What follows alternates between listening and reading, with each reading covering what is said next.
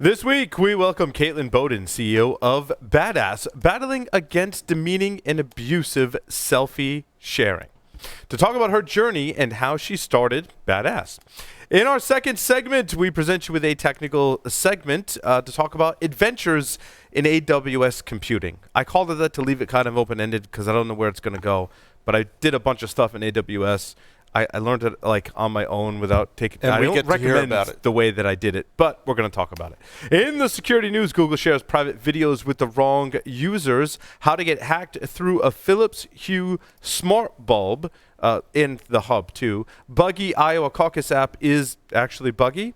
No way. Oh, no way. I gotcha. How U.S. cities have handled their fight against cybercrime attacks and how someone sabotaged their boss with ransomware from the dark web. Not recommended. All that and more on this episode of Paul's Security Weekly. This is Security Weekly. For security professionals, by security professionals. Broadcasting live from G-Unit Studios in Rhode Island, it's the show where exploits run wild, packets aren't the only things getting sniffed, and the cocktails flow steady. It's Paul's Security Weekly.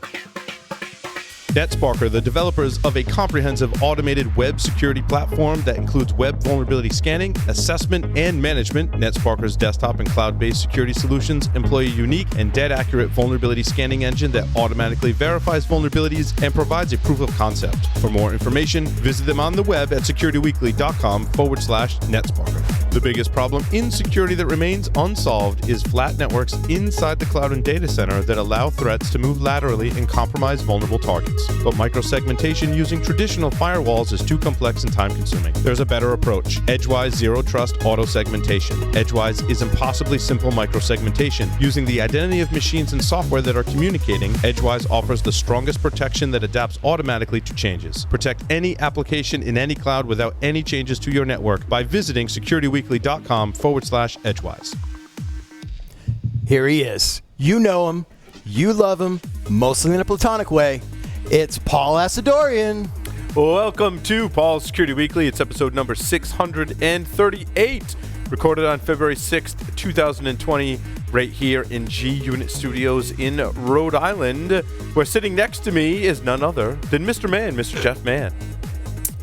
So good to be here. I feel like I've been here all week. You have, for I the have most been part. here all Yeah. week. It's good. It's nice to have you in studio. It's great to be here. Patrick Laverty is here with us. Yeah, it's good to be back right here in the G-Unit Studios with you guys. Yes. Now, Patrick, you're still at Rapid 7. I am, yeah, still pen testing there, having fun every single day. Sweet, sweet. On the lines remotely, Mr. Joff Thayer from Black Hills Information Security is with us. Joff, welcome. Hello, hello. It is so good to be back. I've had a little bit of an absence. I was in London, I was in California, I was all over the place, but it's good to be back. Good thing it wasn't an abscess, because that's where we'd be bad. Mr. Tyler Robinson is here with us from an undisclosed location. Tyler, welcome. Buenos noches, dias, I guess, depending on where you're at. Glad to be here. Mr. Lee Neely is here with us. Lee, welcome. Good to be here, back in my normal home lair. Very nice. Quick announcement before we get started. Join us at InfoSec World 2020, March 30th through April 1st at Disney's Contemporary Resort.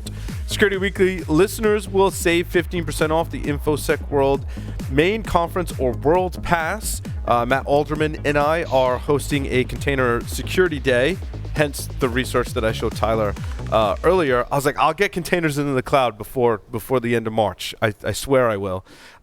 So if you would like to save 15%, check out our Container Security Day, or if you're a security vendor, schedule an on-site interview with us. Go to securityweekly.com/ISW 2020. Katelyn Bowden is here with us after finding her own intimate photos online without her consent. She discovered that there weren't many resources for those who find themselves victims of this sort of abuse. In response, she started B.A.D.A.S S, a nonprofit dedicated to fighting image abuse through victim empowerment and awareness. Katelyn, welcome to the program. Hi, thanks for having me on. So, Katelyn, your background is not in information security, or if you don't want to talk about your day job, or that's fine. Or if this is your day job, I don't want to pry, but No, it's okay. I'm pretty much an open book. Well, before this, I was actually a bartender. So not at all information security. Maybe some social engineering, but I had no idea how to do any of the things that I'm doing now with B.A.D.A.S.S. And now it is a full-time job. I mean, and then some. That's so awesome. That's all I do. And so you're are just limited to just pictures or video, because we talk a lot about revenge porn and also the deep fakes, which look amazing. It's amazing the technology behind it. It is. They are getting better and better at making them look real. But we do deal with video as well as images. Anything that's out there that is used to humiliate and shame somebody, that was shared in the intimacy of a relationship, or is just being shared without their consent, we help fight it. Well, and there's also two ways that gets created, both with consent and without consent. But I think for your organization, that doesn't matter. The consent was it's not going to be shared publicly, right, is the violation. Yes, consent for creation is not the same as consent for sharing. When you're publicizing something, especially when it was shared with the expectation of privacy, then it is a violation. How have the various content providers been to work with in terms of what content is taken down? Because we've had our own experiences with our content being taken down without our consent for violation of policy. And also those policies I find are very arbitrary. They are. A lot of, platforms haven't really updated their TOS to reflect revenge porn. And some of them just kind of like to pretend it doesn't exist, which is really, really frustrating. But mostly the bigger, larger platforms have been amazing about removal.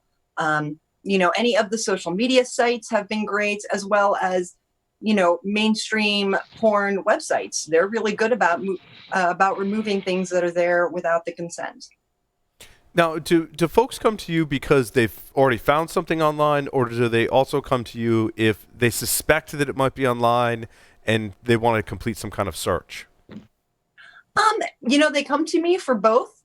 We can't really help if somebody just suspects something. I mean, I'll ask them a series of questions to assess if there's a possibility, and we kind of point them in which directions they should look. But usually it's when somebody finds out their images have been shared. We're also really proactive, and we actually go through the websites dedicated to non-consensual pornography. We find the victims, and we are the ones that let them know, instead of a bunch of creeps. It's much easier to deal with when somebody's there to help from the start than, having to frantically try to find help. What? Go ahead, Lee.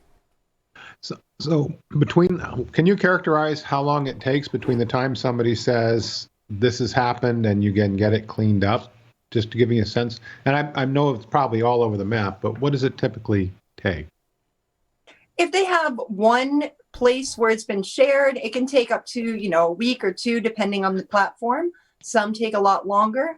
But often it is a lifelong process. We all understand how the internet works. Things don't just go away. The internet never really forgets. So once something is out there, it's kind of in the back of your mind at all times that it could come back. Right. Yeah, because obviously the stuff can come back at any time. Mm-hmm. Right. But when you know what you're doing and you know that it's something that you can actually fight and do something about and get removed, it's way easier to deal with. So, it just depends on which platform it's hosted on, and whether or not we're familiar with it, or we have to do a lot of research, but usually sometime within 2 weeks or so. Yeah. So as you're analyzing some of this stuff, are you leveraging the power of automation or scripts, or kind of some of the tools that are being used by law enforcement in order to maybe blur out things or validate age and kind of correlate different data?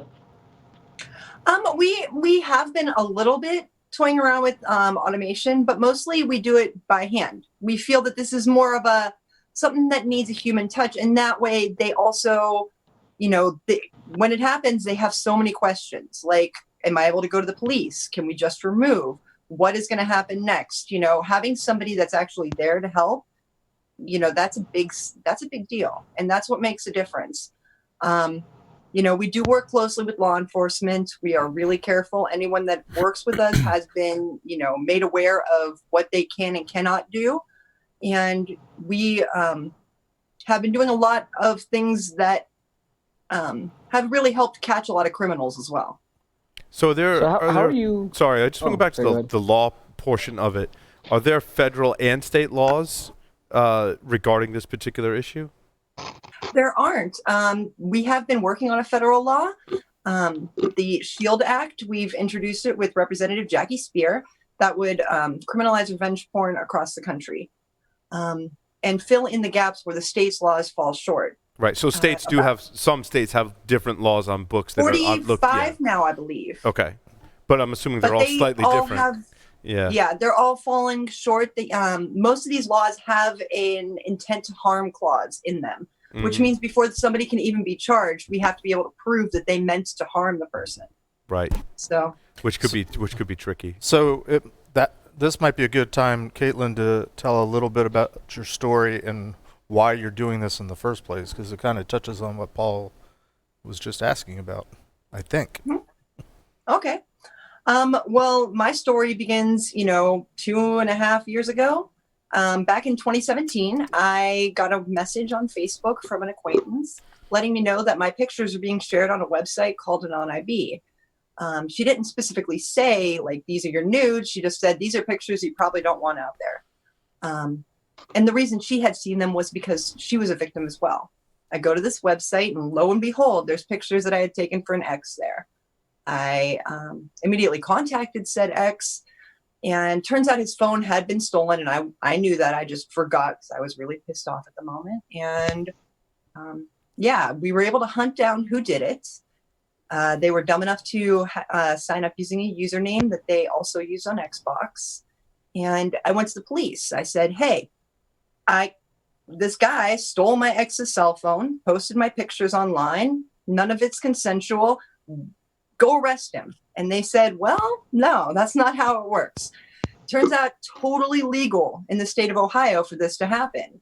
I had no recourse whatsoever. I was told the only crime that had been committed was the theft of the phone. So obviously I got even more pissed off. And from there, I, got really obsessive about it. I wanted to know more about how this was happening, why no one was talking about it, and what I could do to fight back. So the first thing I started doing was messaging other victims on AnonIB. I'd find them the same way these creeps do. I'd message them on Facebook, and I'd be like, similar to how my friend messaged me. Hey, I'm a victim of this. Do you think that maybe if we all work together, we can maybe do something about it? And all these victims were coming back just happy to have someone that understood what was happening to them, messaging them. So it ended up growing into this huge thing. It started just, by creating a Facebook group for people that have been victimized this way. And then suddenly we're introducing legislation. We're getting calls from social media platforms asking us to come and give them input on how to deal with this a little bit better. And now we help dozens of victims every day. We've written write-ups on how they can remove their images. We work with legal experts. We work with legislators. We work with police officers, and we educate schools, law enforcement, and anyone else who needs to know about this sort of thing. We've raised a lot of awareness and get really loud. And that's kind of what needed to happen for this to make a difference. Hey, so I have a question, Katelyn. I think most of us probably hold the stereotype that predominantly females are impacted by this activity. Can you comment on that? How many males are actually approaching you, and whether that stereotype is even true or not? It is a true stereotype. Technically, it's around 90% of the victims of this are women, but it is a growing trend for men to have this happen as well. Now, the effects of this happening to men are a little bit different. There's not as much stigma surrounding sexuality just in general. So they may not feel the same sort of trauma that a woman does. However, I'm not discounting any trauma that anyone is feeling. It is very valid. And the trend is growing, especially with these scammers pretending to be cam girls and convincing men to, get on camera with them. And turns out it is not the person they thought. They've been filming them and now they're being blackmailed. This is a really common scam, and the amount of people that fall for it is insane. And I'm really happy every time men do reach out, because I feel like there's not enough resources that support them when these sorts of things happen to them. Katelyn, I think it's great that you're working with people when it first happens, right? Because that's when they need the most support. They, like you said, they have lots of questions, especially if they're not, on a higher end of the scale of technologically savvy. But my concern is moving forward. How do you monitor? I'm wondering, like, if celebrities have contracted with companies that can do this sort of monitoring, right? Because every image, every video has some sort of, hash that you could take of it. There's also, machine learning and AI that could conceivably find this if it cropped up again on the internet. In fact, we have very similar things that look for modern malware today, right? We could just apply that to images and video. Do you know of services like this, or considered, partnering with them, or trying to get someone to sponsor this sort of kind of continuing monitoring? Yes, there are a few different methods that mostly copyright companies are using. Yep. Especially big companies like Disney and things like that. I mean, if you upload an image or a video to YouTube and there's a Disney movie playing in the background, Disney knows within like 10 seconds. Right. And they're getting that down. And there are companies that do use them, and they're essentially just hash filters. We are working on building a hash filter, as well as we want to try some other things too. We do want to start experimenting with AI and finding better ways to, find these images and just automatically start sending out the copyright notices and DMCAs. Yeah, certainly it's technology that isn't used by other, industries. Making that available to people either for free or very low cost, right, I think is really the trick. Because there's a cost associated with doing this level of monitoring. Oh, absolutely. I mean, these DMCA companies, they can charge a lot a year. And our thing is we never charge victims for our help. We even hook them up with, free legal advice and things like that. One of the other things that we really are interested in doing is trying to create a safer way for people to sext, that would watermark the image, that would, embed things within the EXIF that would make sure that if it is ever shared, it can immediately be traced back to the person who shared it. And that's something that we think is really important as well, not only for people that are just sexting, but we also, feel that sex workers deserve the same kind of privacy that everybody else has. And they shouldn't be having their content be stolen and shared otherwise. So we think that that's something that really needs to happen soon. It's an interesting problem. We at least I support a free and open internet, of course, that, means people can use it for all types of things, whether legal or moral or not. But when you are working with the larger social media companies, I imagine there's a policy, right, and they have a global presence.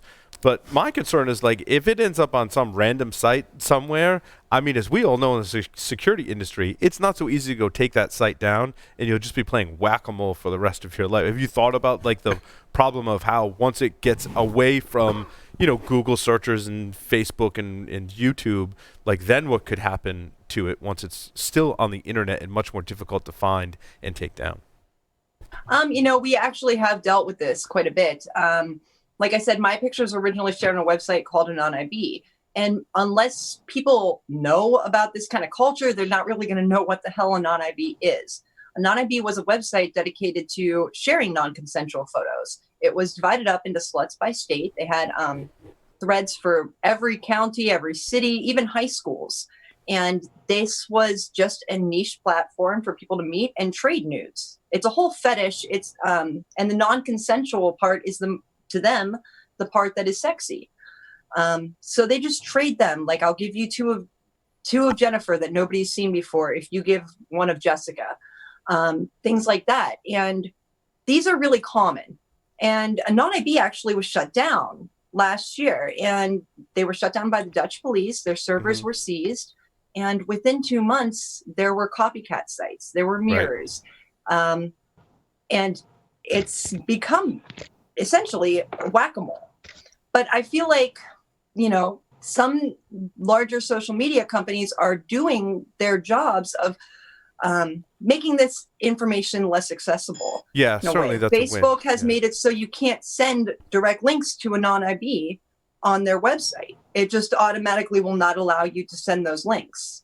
And things like that, like little steps like that can really make a big difference when it comes to how this stuff is being shared.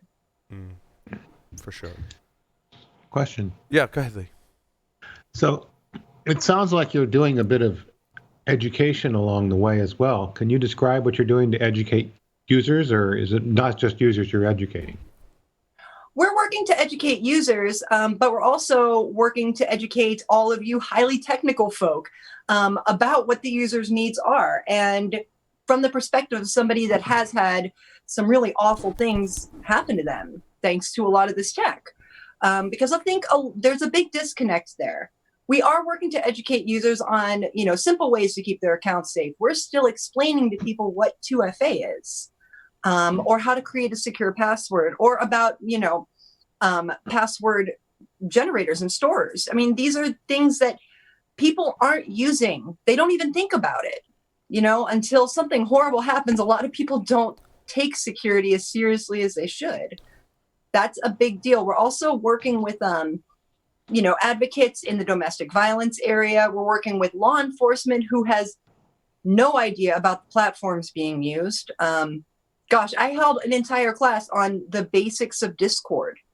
And it's mind-blowing to me how much of a gap there is when I'm talking to people that are extremely technical to, when I'm talking to people that are just internet users.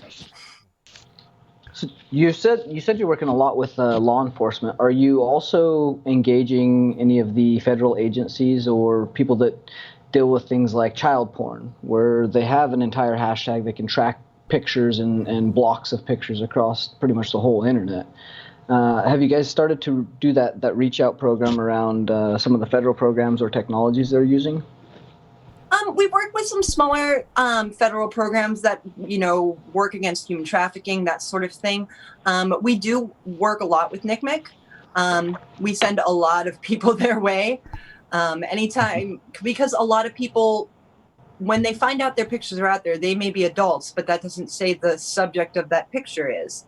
And they're therefore hesitant to go to law enforcement. And we always recommend that they go to NCMEC thanks to that filter. We are trying to work more with the larger federal agencies like the FBI and, other people that are working to keep the internet safer for everybody. But mostly we've been working with just small town police officers and state agencies. Is there any So how about the local community? Things like guidance or any of the missing and exploiting children community, where they're starting the CTFs or bringing the community into, bringing the technical people that want to do something good for the community, but don't really have an avenue to start supporting that. Have you started to reach those particular points in which you're expanding? Yes, definitely. We got really lucky early on, and, I connected with Chris Cox. I can't even talk. Chris Cox of Operation Safe Escape, and he's given us a lot of great advice and, helped me figure out what the heck I'm doing when it came to some things. And we do work with a lot of different local agencies as well. But within the tech community, there have been some amazing orgs that have been doing great work. The immediate ones that spring to mind are Operation Safe Escape, oh my gosh, I can picture their logo in my head, the Innocent Lives Foundation. And there's so many others that are doing some really great things. I love the idea of a CTF for missing and exploited children, and that's something that we are looking into. But the problem is, because all of our stuff is, it's sex-based, we have to be really careful as to how we approach that sort of thing.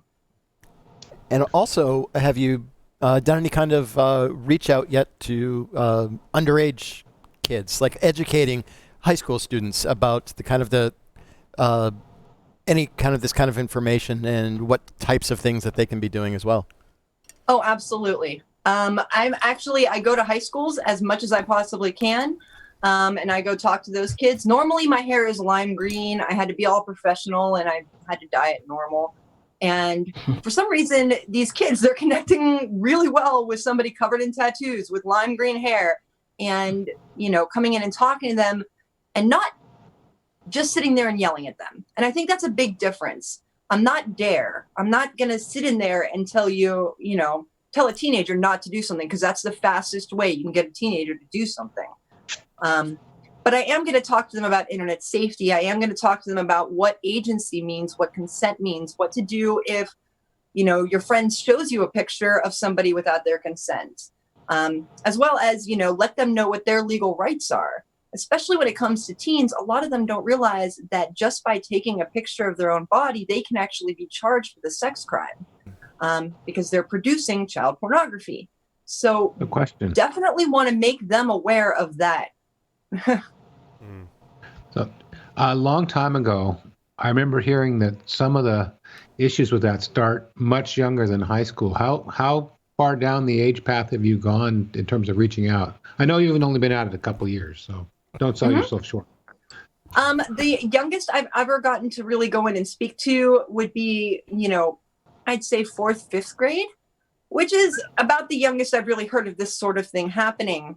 I'm sure there are many cases where it's much younger. That's a thing that happens, but a majority, that's about where the danger starts. And I mostly just talk to them about agency, consent, red flags for grooming, and basic cybersecurity things. I want them to start learning earlier and earlier about two-factor authentication, how to make secure passwords, how to, not be sharing a ton of information about yourself on the internet.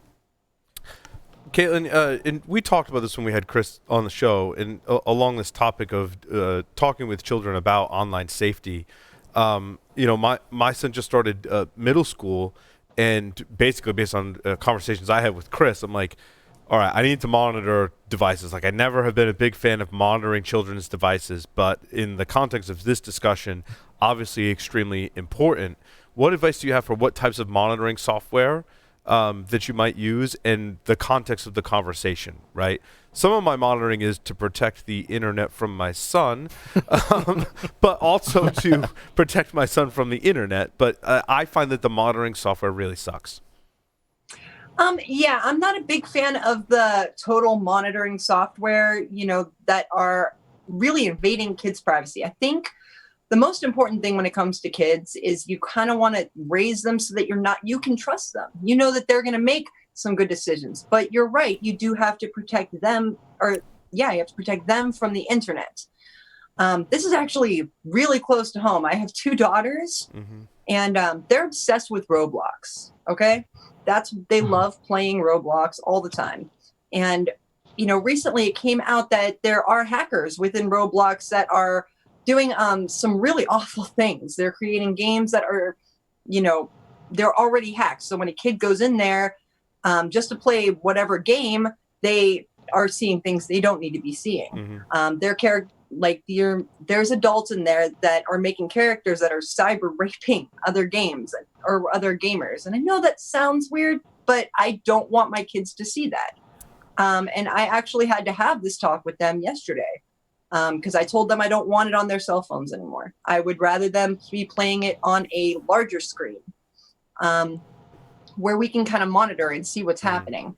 And it did not go over well, but I really understand that need to protect your kids from these sorts of things. It's everywhere, it feels like sometimes. You're raising a great monitoring technique. When my kids were teenagers, they didn't have cell phones, mobile devices. We had a home PC, and it was in the kitchen out in the open. And we monitored just by being around. And, they could generally do what they want. And, of course, their dad worked for an intel agency, so there was a lot of fear that I wasn't executing on. They just didn't know what to expect. So it wasn't a monitoring. It was subject to monitoring at all times. Yeah, I think when they're younger, I have 3 boys, right? And when they're younger, it's easier to, like Caitlin was saying, it's on the TV, right? If you want to play games, you want to watch YouTube, that's fine. I want you to be able to use the internet and learn and have fun, but it's going to be, out in the open where we can kind of keep an eye on that. Now, as your kids get older and you have more kids, that becomes a lot more difficult, right? There's a lot of distractions. There's a lot of, ways they could be downstairs, right? And you're not always downstairs. And then as they get older, my son, oldest son, doesn't only just have a phone, like, so he can play games and go on Instagram. It's part of his safety now, right? When he goes to junior high, or I still call it junior high because I'm old, middle school, he's on the bus maybe going to and from school. One day, even in elementary school, the bus just drove past my house with my son still on it. He had no phone. I'm like, well, he's old enough to know how to use a phone and text, certainly. And he goes to wrestling meets or wherever, or if he's at school, our middle school is gigantic in the town that I live in because the whole town goes to the same middle school. I mean, they can't keep track of every single kid at every single point in time. And sometimes I've called the school and they're like, oh, hold on, we don't know where he is right now. I'm like, what do you mean? He doesn't, I'm like, I texted him, he didn't respond. Oh, they're not supposed to use their phones during school. I'm like, but you literally can't find my son right now. So I'm like, that's it. It's in your bag. Like, don't violate the rules at school, but you have this phone. Now the question becomes, if creepy people start messaging him on whatever apps that I know he's using, and if I don't have monitoring software, what apps that I don't know that he has, then it become an issue. And that's why Chris was advocating for an open monitoring policy with your children to say, look, I'm going to monitor your stuff, but it's for your safety, and anytime we can get together and talk about it. So unfortunately, that's sometimes the hand that you're dealt. Mm-hmm. I think it's just like parenting. Every parent's going to have their own way of going about things. That's my personal, I don't like the idea of not allowing my kids privacy, but they also know that anytime if they're acting suspicious or something feels off, I'm going to get their phone and I'm going to look through that. I'm going to talk to them. I'm going to ask them any questions like, hey, what is going on here? But I also, I know my kids relatively well, and I know that they do talk to me if somebody's getting creepy. I mean, this is my whole job, is dealing with creepy people all day. They hear me do nothing but talk about this sort of thing. So I had what might be a dumb question. Okay. When it comes to teaching our kids, what's more effective, the parent implementing controls or an independent third party like you setting them down and explaining what's going on, or is it a team project? And I apologize if it's a dumb question. It's not a dumb question. This is an important topic that a lot of people don't really know how to approach. I think it is a team project. One of the things I always push for, and for parents and for kids, is they're not always going to feel comfortable talking to their parents about things, especially when it comes to, sex or harassment or things like that. And so what I always advocate for is a cool aunt. Whether that's, an actual aunt or an uncle, somebody that is an adult that's going to help them make good decisions, but isn't going to punish them. Somebody that they can trust to lead them the right way. Somebody everybody trusts, whether it's the kids and the parents. And I think that it's really important for parents to kind of implement that in their kids' lives. That's just me. That, like I said, these are all just parenting opinions. We're all going to have different ways of doing things. But I think that's something that more kids need. Everyone needs a cool aunt. So then, have you seen any technological implementations for those people that may not have family or have that cool aunt?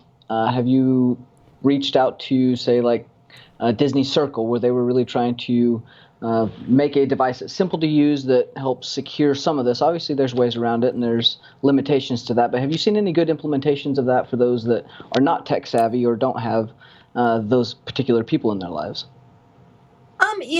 I haven't seen anything that really immediately strikes me. I know the Disney Circle, they were trying really hard with that, but I'm not quite sure where they're at. Yeah, their new version really stinks, actually. They somehow made it worse. I don't know how you do that, but I wanted to put the old one back in. And that's but more. The old one was but I just think art that's poisoning. So it was. It was actually kind of cool how they did it. But I found that the older one, the Circle is better at enforcing time limits, which I'm really not a huge fan of enforcing time limits through software, right? Mm-hmm. I think that's something that would really work and should probably start happening is more YouTube content geared toward this sort of thing. I don't know about your kids. Mine are obsessed with YouTube. That's all they want to do is sit there and watch YouTube, and they watch a lot of the videos about like advice and things like that and growing up, and they love like comics and people just talking to them, it seems like. Barbie actually had some really great YouTube videos that addressed real issues. And I think that more content creators on that platform could really do a lot when it comes to kids. I'm curious, does any of this parenting, awareness, monitoring, any of the things we talk about, is there a way to talk to the consumer side of this? The people that are drawn into, you mentioned early on it's a fetish, but I don't know if fetishes you're born with them or you grow into them, but is there a way, is there a message for people to try to teach them at a young age, these are not cool things to look at, these are not cool things to be involved with, and try if there's a way to sort of nip the consumer side of things in the bud? Yeah, I mean, when I go to schools, I always want to talk to them about what to do if they see their friend or they see somebody else, doing bad behavior. And we do address, like, what do you do if you see something that is non-consensual, whether you know who sent it to you or not? And what we really want to push, and I think this is really, something that people argue against comprehensive sex ed, but this is something that it would cover even at an early age, is about, agency and what that means, what it means to have agency over one's own body, as well as what consent means. And what is, especially on the internet, where that translates between, asking permission to hug or asking permission to talk or asking permission to DM and things like that. That is something that needs to be taught much earlier. I'll ask the silly question. In this context, what does agency mean? Agency means control over one's body, and, being able to give somebody permission. Okay. It means controlling how your body is handled, how your body is, any of that sort of thing. And as well as being able to make decisions regarding your health, your safety, and your interactions with people. Cool. Thank you. So what's the next nut to crack? You're making a lot of inroads with a lot of people. Where do you feel you've got a wall to knock down still? I still definitely feel that there is a big gap between, the development and the users. When it comes to software technology, a lot of people aren't, learning properly what a phishing campaign might look like, or, seeing the red flags that we all see when it comes to a scam. Because we are in the industry, we see these things every day. We are trained a little bit better. And I think that more users need to learn that sort of thing. I'd also like to, I'm hoping to start connecting with even more platforms regarding ways that we can just prevent non-consensual imagery and videos from being shared on their sites. Every platform is really, really far behind when it comes to this sort of thing. And with with deep fakes becoming a bigger bit of technology, and with deep nudes, these are things that are going to be bigger problems before we, I feel like a lot of people are going to start stepping up and, taking control of them. So I'd really like to not see that happen. That's kind of the next step. We're still catching up. I mean, it's only been a couple years and we've accomplished a lot. And at this point, I'm just still learning. I'm still trying to replace my knowledge of how to make a great Long Island, which, by the way, I make the best Long Island. Okay. We've got. What time can you be here? Yeah, that's it. We're all getting together now. You've done it now, Katelyn. Katelyn, I'm sorry to interrupt, but we are a group that very much appreciates our cocktails. All right, my kind of people. And I just have been thinking about, the groups that would really love to interact with you. but I have a very narrow view from my personal interactions. You have a link out there where somebody says, "Hey, I'd love to have you come talk to us." They can reach out to you and you can work it out. Or how would somebody say, "Hey, I want to engage with you guys"? We are on every social media platform. The B.A.D.A.S. Army, we are on Twitter, we are on Instagram, we are on Facebook, we are on Reddit, we are everywhere. There's also our website, www.badassarmy.org. And my personal email is Katelyn@badassarmy.org, because we're, very creative that way. They can also reach out to my personal Twitter. That's usually how I recommend if somebody wants to reach me. It's pretty quick. And that is at B.A.D.A.S. Bowden. And they can just shoot me a DM. They're open, so. Awesome. Thank you. So, Katelyn, that's badassarmy.org. Is that correct? Yes. Okay, good. I was totally just looking at it on Twitter. I just wanted to make sure we mentioned it. Mm-hmm. Badassarmy.org. How many people do you have on your team? And if you want to give a couple of shout outs, who else is helping you with this project? Oh my gosh, we have a great, amazing team of people that are really dedicated to this. Almost all of them have been victims themselves, so there's a lot of empathy and a lot of drive to get some stuff done. Rachel is our COO. She is amazing. There is absolutely no way we could have done half the things we've done if not for her. We also have Kate, who is our legal representative. She also helps us stay professional. She's our token professional. The rest of us are bunch of messes. We need one of those people here at Security Weekly. I think we're missing that role somehow. Where's the token professional when we need him? That's dangerous. But we have Kate. I want to give shout outs to everybody on the team. Gosh, Allie, who's been amazing. We have Marley, who's a great marketer. We have Carson, who's been helping us with our security. We have Timmy. Everybody. There's so many people involved with B.A.D.A.S. There are thousands of us, but our core team is really, really great. And we've been getting just shit knocked out. And now, Katelyn, is it like a not-for-profit or charity? Like, can people donate, or like, how do you fund yourselves? Like, do you work on this full time, or are these people working part time? I'm just curious. Depends on what their schedule is. I work full time, but it is completely volunteer based. We are a 501c3 nonprofit, and we don't have any funding. Everything that we receive as far as donations goes directly back into the org. We are trying really hard to grow and do some great things. So as of right now, none of the money that's being donated goes towards payroll and things like that. We all have our own separate forms of income. My Patreon is available on my pinned tweet on Twitter at B.A.D.A.S. Bowden, and I believe everybody has that right now. And a lot of us are dedicating a lot of our time, energy, and emotional labor to this. We are hoping to start working and getting some better funding so that we can start having full-time employees and things like that. But as of right now, this is a labor of love. Fantastic. Good for you. And do you also do conference presentations? Are you going to any kind of conferences soon? Oh, yes. I've got a few coming up. I'm going to be at the debut Blue Team Con coming up. I'm really excited about that up in Chicago. And I'm going to be doing a talk about I even came up with a creative name for it. And of course, I'm blanking at the moment. I'm going to be at Blue Team Con with a great speech with a great name, I promise. I'm also planning to be at Layer 8. And that is actually, I'm doing a group presentation with me and Cassie, and we're talking about hunting down creeps on the internet using OSINT.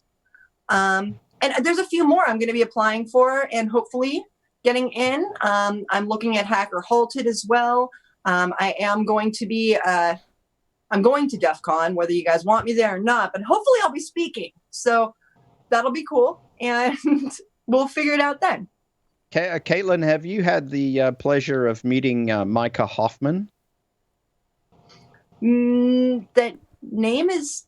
It sounds super familiar, but I'm terrible. I'm the worst. Okay, we should make an introduction. We'll definitely get you two in touch. Micah Yeah. Hoffman is a good friend of ours, a SANS instructor like myself with the SANS Institute, and he teaches the OSINT class with SANS, and I imagine you guys would have a really good conversation. Yeah. Oh, that sounds like somebody I definitely would love to have a good conversation with. Yeah. Anybody else that's doing OSINT, I am always down to talk to and share tips and tricks and all that stuff. Well, you came to the right place because we know people. We have such friends. Yeah, and if you don't meet him, if you don't meet him before layer 8, he'll be there as well, so we can certainly make that connection there. Awesome. Oh yeah, I think someone was saying something when she said layer 8, but she is coming. Katelyn, you're coming to layer 8 I here will be in at Rhode layer Island. 8 on June 6th in Providence, Rhode Island. June 6th. Yes. Which would be a great time for her to come early, come to the studio, and turn over our bar to her. Ooh, that would be fun. I'm warning you though, I do all the fancy stuff. Do I just need to come to layer 8? Yes, you do. Yes. Come on out, Jeff. Oh, that's why we do these things, is to make excuses to have our friends to come to Rhode Island. That's really why. That's the whole reason. And while you're at Blue Teen Con, see if you can chat with Amanda Berlin. Yeah, she'd be a good person to talk to you as well. Amanda would be good, yeah. You guys have very similar energy and have similar missions. I agree. Hey, I'm always down to meet anyone else that is a badass. So she fits that criteria, for sure. Cool. So, Katelyn, to round out our interview, we have 5 questions. These are the 5 questions with Security Weekly that we ask of all of our guests who come on the show for the first time. Are you ready to play 5 questions with Security Weekly? I suppose so. 3 words to describe yourself. Excitable, loud, and effervescent. If you were a serial killer, what would be your weapon of choice? I'd probably go with something like a baseball bat. I would definitely see something handheld. If you wrote a book about yourself, what would the title be? It would be something creative, just like that speech I can't remember. And this game is played completely with consent, just putting that out there. In the popular game of Ask Grabby Grabby, do you prefer to go first or second? Why not both? 2 hands. Wow. Choose 2 celebrities to be your parents. Alive, dead, fictional, or otherwise. You know, I grew up watching Roseanne. So I'm going to go with John Goodman. And I don't know. I don't even know. We'll go. Shit. No wrong answers. She's the only one that I can think of that's taller than me. All right. Caitlin, thank you so much for appearing on Paul's Security Weekly. With the website was badassarmy.org. Did I get that right? Yep. Yes. Badassarmy.org.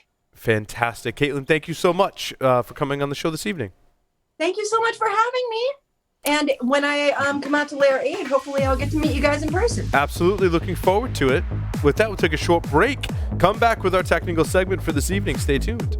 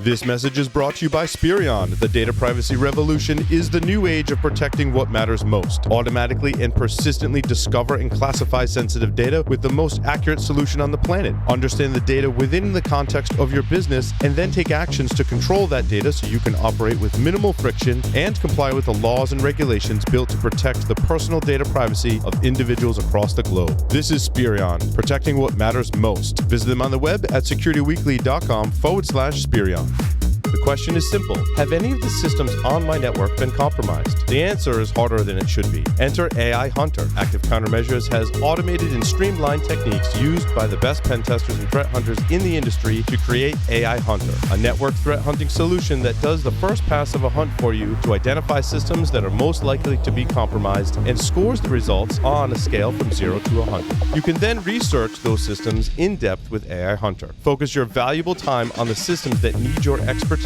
with AI Hunter. Sign up for a personal demo today at securityweekly.com/ACM. Well, welcome back, everyone, to Paul's Security Weekly. Our next webcast is February 13th. And if you want to know how you can capture packets from the cloud, well, from the cloud or in the cloud to the cloud, anyway, if you want to be able to do the network packet capture thing, but on your cloud services, you should attend this webcast. Even if you don't want to learn it, you should learn it anyway, because at some point you're going to have to. Sri Sundaralingam, he's the Vice President of Product and Solutions Marketing at ExtraHop, will discuss how the cloud native network detection and response works. And Matt Alderman and I will be presenting. And if you're going to follow along with this technical segment, what's really cool about this webcast is it basically lets you attach a sniffer to your VPC. Now, there's a lot of little nuances in there that we'll go into in the webcast, but that's essentially what it means, which I thought was pretty awesome. So securityweekly.com, hit the webcast drop-down menu for registration. And who wouldn't want a sniffer on their VPC? Right? Everyone needs a sniffer on their VPC. Speaking of VPCs, for whatever reason, there are reasons why I wanted to learn AWS. Lots of reasons. One, our application that we use for publishing all of the shows and a lot of other business stuff, it turns out more and more, is being built in AWS. There's already components in AWS. It has so many different services, and arguably the largest cloud computing platform. So I'm like, well, I'll start there in terms of learning it. Now, I think like many of us, I had learned aspects or pockets of AWS over the years, like, oh, that was a really cool article, or I just talked to my friend Tyler at Black Hat about Lambda functions and the best, like how not to use them and how to use them, right? And you may have components of your project or tests that you do in AWS. What I decided to do early this year is, well, like I really just want to dig in and actually start learning it. And I didn't like take a training class or even like watch videos. I want to learn it the hacker way because I'm impatient. You start clicking buttons. Kind of go start clicking. What does this do? What does this AWS CLI thing do if I upload this JSON file, right? I don't suggest that you learn it that way for a couple of reasons. The bill. One, it's super frustrating.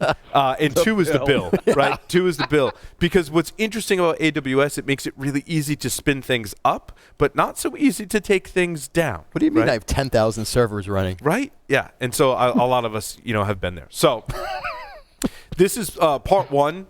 There was way too much ground to cover in what I have been working on in various components. So I tried to distill it down and focus on the security aspect of securing your AWS deployments and specifically containers. So the other reason I'm doing this is because I'm working with containers, because Container Security Day is coming up. And I had this like old crufty service out there that I'm like, that should really be in containers and that would make a good project. So both part of daily work and segment for the show. So my goals. I wanted to create secure Docker containers that allowed me to deploy open source apps. Now, I thought this first goal was going to be easy because I'm like, certainly people have done this before. But what they published was nowhere close to what I wanted to accomplish actually in production. And that's what we're finding. And I think many of us have found this too, right? Is you want to learn how to do something. There's some great tutorials online. but that's not production. Like, that's missing so many different aspects of what it means to actually run a service in production. Now, as I said before, I wanted to host this in AWS to learn some of the AWS services. I wanted to then also create a pipeline. I mean, my background largely is systems administration. And if these are going to be services that I have to maintain, putting my sysadmin hat on, I want it to be as easy as possible. I want to be able to build new versions, test them, and if it passed the test, I want to deploy them into production.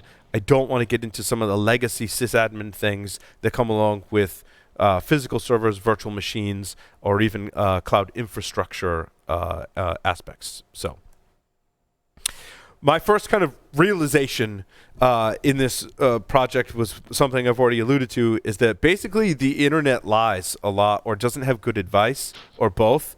And when you're trying to accomplish goals such as Docker containers and such, and working with various configurations, there were some solutions that gave me some hints. And I will publish everything that I have open. I gotta get ready to make my Git repository public. But I stole some concepts from other projects, but there was no project that even got me somewhat close to what I wanted to accomplish. So other people's basically Docker images that they had created. So there are the official base operating system Docker images. There's the kind of official, actually there's an official MediaWiki Docker images, right? And that's the application I'm working with, is MediaWiki. It's a PHP application. So much of the work I've done here, you could extend to a lot of different PHP applications, probably even other languages and frameworks as well, although there's some certain nuances with MediaWiki specifically and PHP. So their official images really didn't get me there. And then you get into things like, like Mattermost, for example, which I think is pretty great software. But when they give you a cloud deployment, it's like, do this Elastic Beanstalk. And I'm like, well, that's just taking it way too cookie cutter for me. I've got customizations and security that I want to build in. Largely, those other projects leave it out. So if you're going to start down this path and you're serious about taking applications, whether open source or ones that you're creating yourself, applications you're developing, with applications you're developing, largely you're going to build your own containers anyway. I'm leaning towards that and recommending that you build your own containers to wrap open source applications. Because what's out there is, I don't want to say it's crap. I mean, that's not fair, because people did put in work, but it's custom to them and not up to my security specifications. And so building your own Docker images, if you're familiar with Linux, should be, I mean, it's pretty easy. There's some nuances there, but good Linux background helps. And then you take your images that you've built, you put it in your own repository, and then that sets you up for deploying into the cloud. So there was this kind of whole realization I had to have that it's not just going to be as easy as, pull from node :8, and now I've got a node application running. It's not that straightforward with this project in particular. So that's my first piece of advice, is create this diagram first, not at the end. Figure out what you want to do and plan on building your own images. And, Tyler and I were talking earlier, and that's a very important point, because you're going to want to validate whatever you're pulling down from the internet. The base images, the software you're pulling down, that all needs to be validated, scanned for integrity, scanned for security, configured securely, and check that your configuration is secure. So what I did was I created, if this was my test environment, these would actually, the database wouldn't be an RDS, but these would be 3 separate containers. A lot of the examples that I saw combined MediaWiki, and I see this with WordPress and other PHP applications. They put the web server and the application server, which in this case is PHP FPM, on the same container. That makes your container very, very large and doesn't give you the benefits of microservices, right? If one goes down, then everything is going down. If you need to update one, then everything needs to be updated. So they call it microservices, so that you break it apart into smaller pieces. So that's what I did. So I built an Nginx container. Now, fortunately, I had examples to pull from for building Nginx, and that's pretty straightforward. Obviously, that's going to listen on port 80 and 443. Then I took out And this was some work, right? So like I had to break apart packages to give just Nginx what it needed and give just PHP FPM with MediaWiki what it needed to run as a standalone container. And when you make a request to the web server, if it's for a PHP file, Nginx has that functionality where it passes off that connection over a port. Now, when they're on the same system, it's a Unix socket. When I broke them apart, it had to go over port 9000 off to the application server. So Flask will work very similarly, right? Other application frameworks will work very similarly. So, hey, quick question as an aside: is 9000 becoming a common port? It is the default port that PHP FPM will listen on. Okay. So that's just what I set it to. I conceivably you could set that to any port you wanted. Actually, more relevant question than Jeff's, because man, I love you, Jeff. Wow. It's relevant to me because I saw it today somewhere else, maybe in my day job, and I was just curious. So, well, yeah, okay. Joff, you have a question, my friend. Carry on dissing me. I do have a question, and that is, I understand, I well and truly understand that Docker has internal network bridging. It has some defaults. It also has the ability to create your own custom networks. The traffic that you have in this image between your Nginx SSL cert MWM instance and your backend PHP FPM MediaWiki stuff, I am making the assumption that is running on a separate bridge network with probably some private IP, kind of like a point-to-point network. Is that a correct assumption? Yeah, it's a great point, Joff. So there are multiple ways to configure it that way, or separate it off into a separate network. Right now, I've got it deployed on the same network, and here's why. When I build this container, it runs PHP FPM as a non-root user and only listens on this port. So, like right now, I didn't prioritize separating it off. Conceivably, you should, just in case a larger shop, when there's more than just one developer, someone pushes something in that opens up SSH on that system or whatever, right? You're right, Jeff. It should be on a separate network. So that the question I'm hoping illustrates the point that microservices also allows you to extend into microservices that are across these separate bridge networks that the Docker containers allow you to loop up and give you that flexibility. Yeah, this is running on in my example, it's running on one Docker bridge network. So they are, yes, on that same Docker network. Correct. It's wicked cool, is what it is. It's cool. Yeah, it is cool. And there's other ways to do that as well, especially when you get into AWS and likely the other cloud providers. They've all got different ways to do. Like I think it's Amazon. In AWS, they have AWS VPC as a networking mode, which does networking like differently than Docker. I didn't read into it because I was like, I'm familiar with the Docker bridge, and that's going to work for my application. Well, what I really like about it is very many years ago, I used to create a data center model that was very well secured, that did this level of network segmentation, using MPLS clouds across, actual virtual hosts. But what you've got is the same model that's giving you microservices architecture within the application containers. And you don't. It's not nearly as heavyweight. You've got this beautiful the model that kind of gives you that what I would call microflows of traffic between your architecture components, which is You can also control this traffic within the VPC and create multiple subnets and put them on different subnets. I haven't done that yet. I think it'd be a fun exercise, right? I'd like to play. If I have time, with scaling out horizontally too with this kind of model, just to see how you can replicate and scale out nicely, and I'm sure you can. Yeah. So then, of course, the application server talks to the database server. Locally, that's a container that I build on the fly. In Amazon's cloud, it's an RDS instance. Which right now lives in the VPC. Again, to Joff's point, right? There's better ways to do the networking. To me, this was all kind of a similar level of exposure and risk. So The other nice part about RDS is it does encrypt the database for you.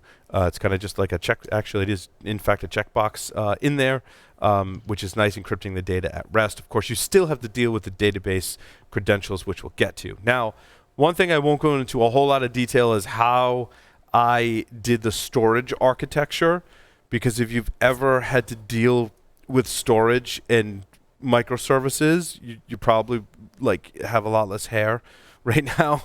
It's very gray because it's a gigantic pain. It's probably an entire segment that there are some security aspects to it, but largely, let's just say I created some Docker volumes and I have to share those Docker volumes between containers for this particular application.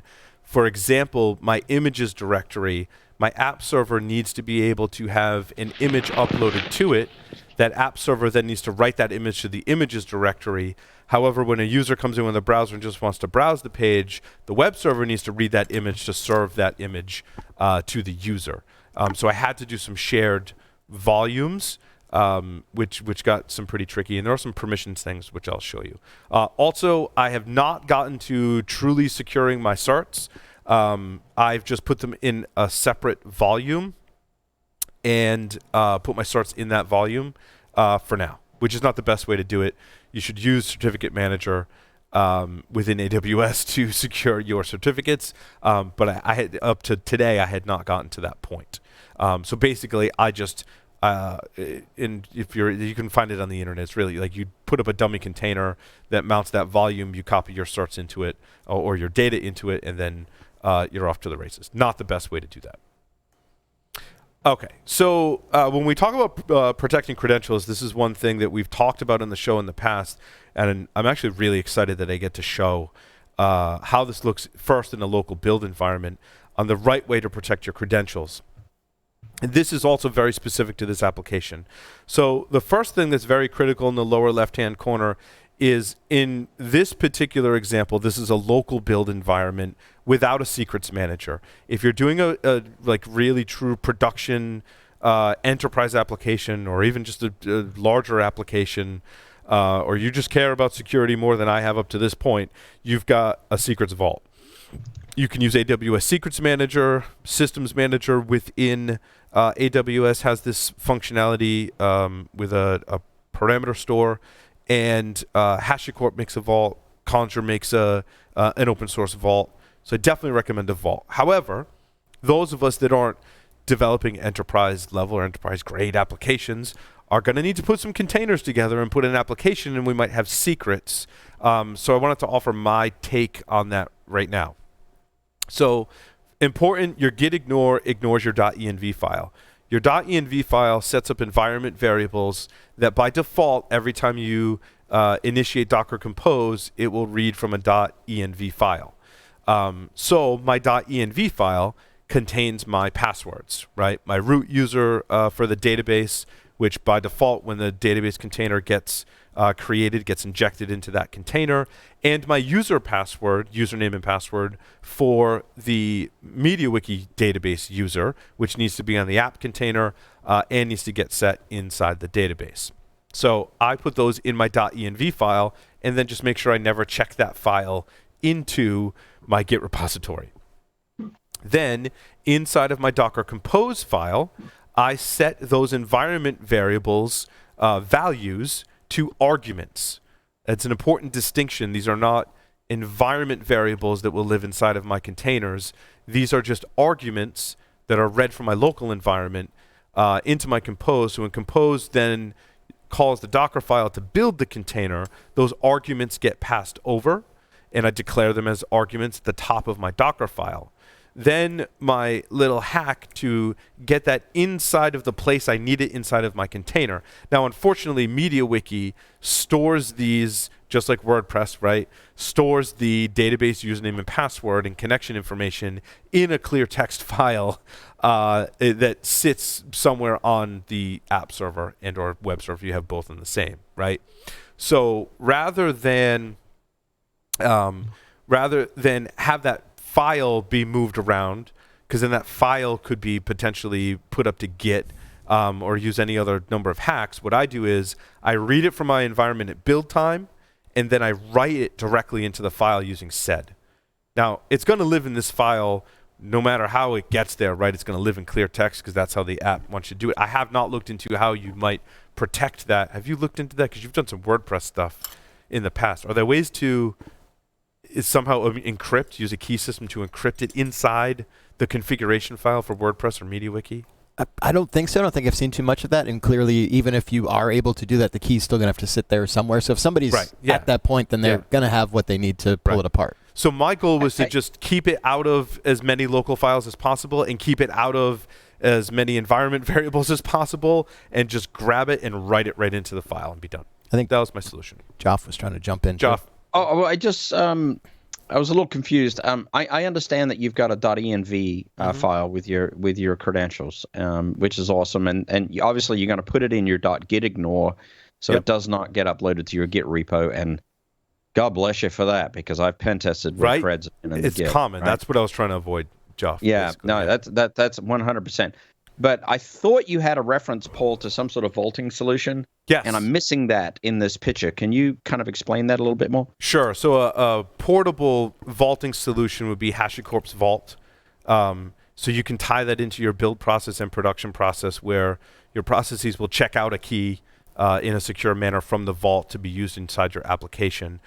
So Conjure was bought by CyberArk, and they have an open source version. HashiCorp, I think, is slightly, no offense to my friends at CyberArk, but I think HashiCorp is a little more popular in terms of an open source vaulting application. And then when you move into the cloud, I'm sure Google and Microsoft have it in their clouds, but in AWS, there's two different ways to protect or to have a key store. In fact, I'll show you one right here. The first one that I'll cover is part of AWS Systems Manager. It is the parameter store functionality of Systems Manager. And in there, you can create a secure parameter that you can then include in your other AWS services. And it has a list of supported services, not every service. And then AWS also has Secrets Manager, which is just another vault that's available in the cloud. So I decided to use Parameter Store as part of Systems Manager to store my credential. What's interesting is there's two different ways to store a credential in there. One is just you're storing the credential and you can see it right in your browser and it's not encrypting it.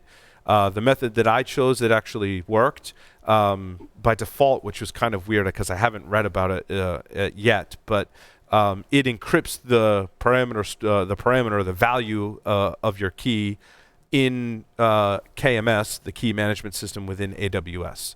So you can see I was it's waiting obscured there. till you got. Yeah, I was waiting till you got to that KMS. Okay. Yeah. So you do have an option there if you want to, but a local file version, if you're developing off cloud, yes, is perfectly reasonable way to do things. Yeah, and I think the use case too is if you're developing an application and you want it to be portable to different clouds and environments, you want to use something like a HashiCorp Vault that gets built along with your application, so it's more portable, right? In this case, I wanted to put it in AWS, so I was just going to use their credential stores. And there's Have you investigated the HashiCorp Vault at all at this point, or just? I have, yeah. I've read it, read some of their posts on like how to implement it. It's not very straightforward, but it's definitely on my project list for this year. Got it. Yeah.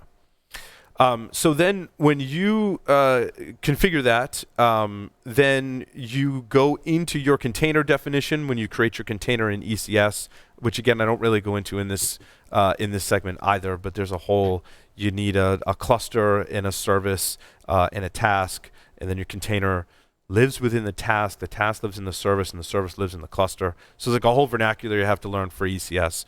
But when you get to the point where you're defining your containers in ECS, you just put for the value from is what you use. So instead of your environment variable being a value, in ECS you say my value from, and then you give it your ARN string, which points to your parameter. And you can define that in the interface, which is largely how I was kind of getting stuff configured. But you can also define your configuration in a JSON file, and that's what it looks like. JSON file is definitely the way to go and where I'm moving. Because in the interface, you gotta, like, if you gotta recreate all this config, you gotta recopy and paste it, and you can't script it, right? So you definitely want to move to the JSON file using the AWS CLI to build out your environments and do that. And that'll be in the next phase of my project. So I think M and 10 asterisk is not the strongest password you could have used. No, certainly not. Well, I didn't want to put my passwords out there. The nice part about this, though, what it gives you, I think both in my local version and in this version, it makes it really easy to change the password, right? In my local version, since I'm building the database as a container every time I do my build, I could change the value in my .env file. When I build up my entire environment, I now have a new password in the database and in my application, which is awesome, right? So maybe I accidentally checked it into Git, and getting it out of, getting anything out of Git is a huge pain in the ass. I would just change it, and sure, you can see my password in Git, Joff, if you're doing a pen test, right? But it's not valid for anything. Right. Ideally in dev, I'll just write a script to randomly change that at build time every time. So I had a question. Yes.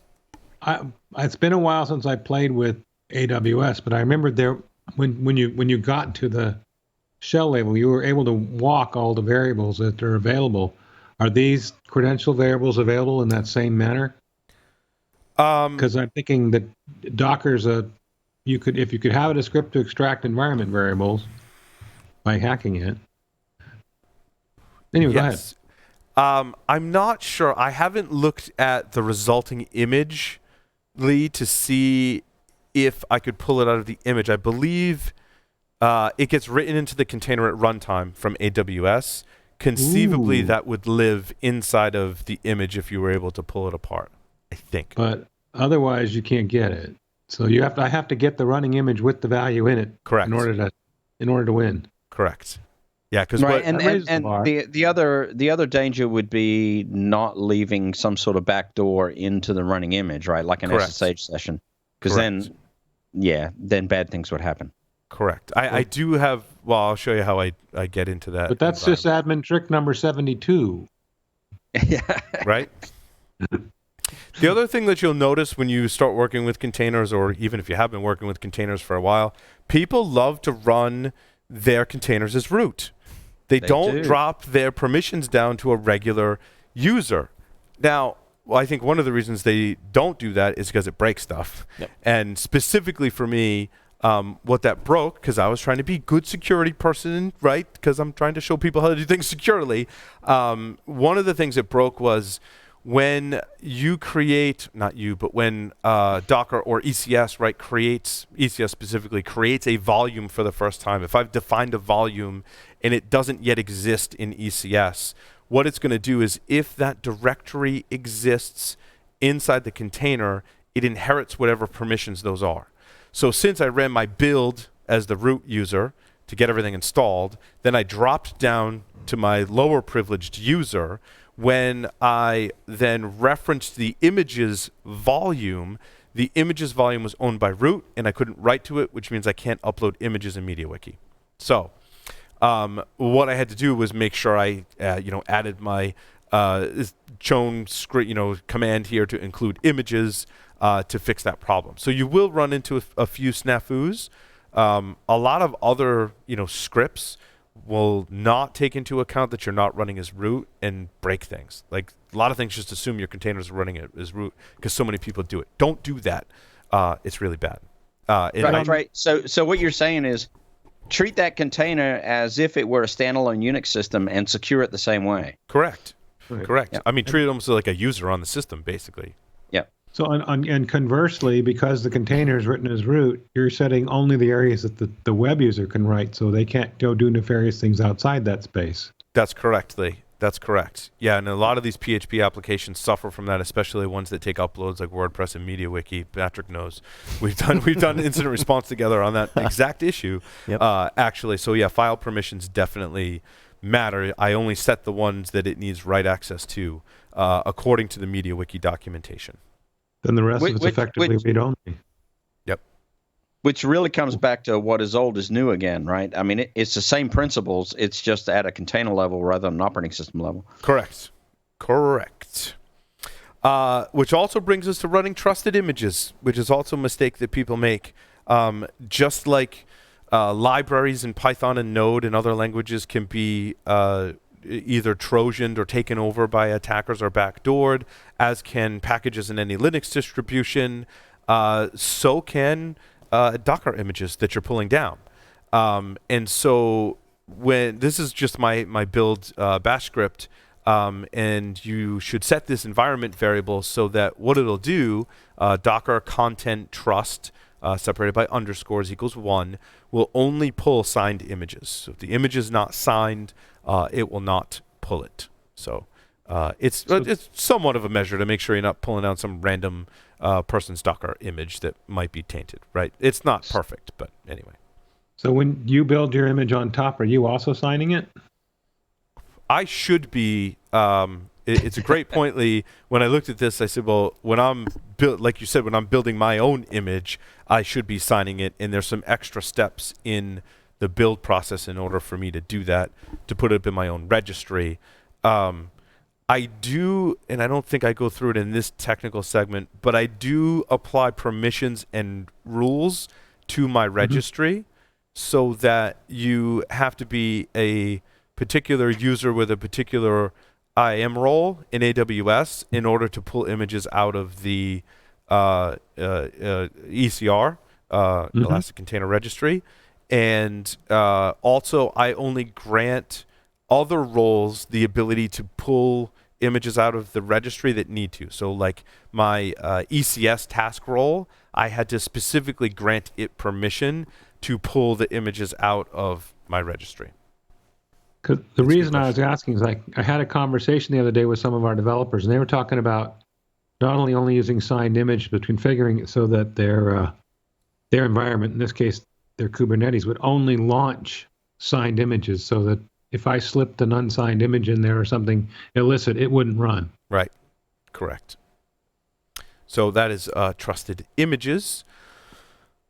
Up-to-date versions of all the components is very important. One of the things that it was a huge pain in the ass about things like MediaWiki, right, is I got to go for this build process. If you're to do the MediaWiki update manually, which I've done many, many, many, many times, you have to go pull the source from MediaWiki as a tarball.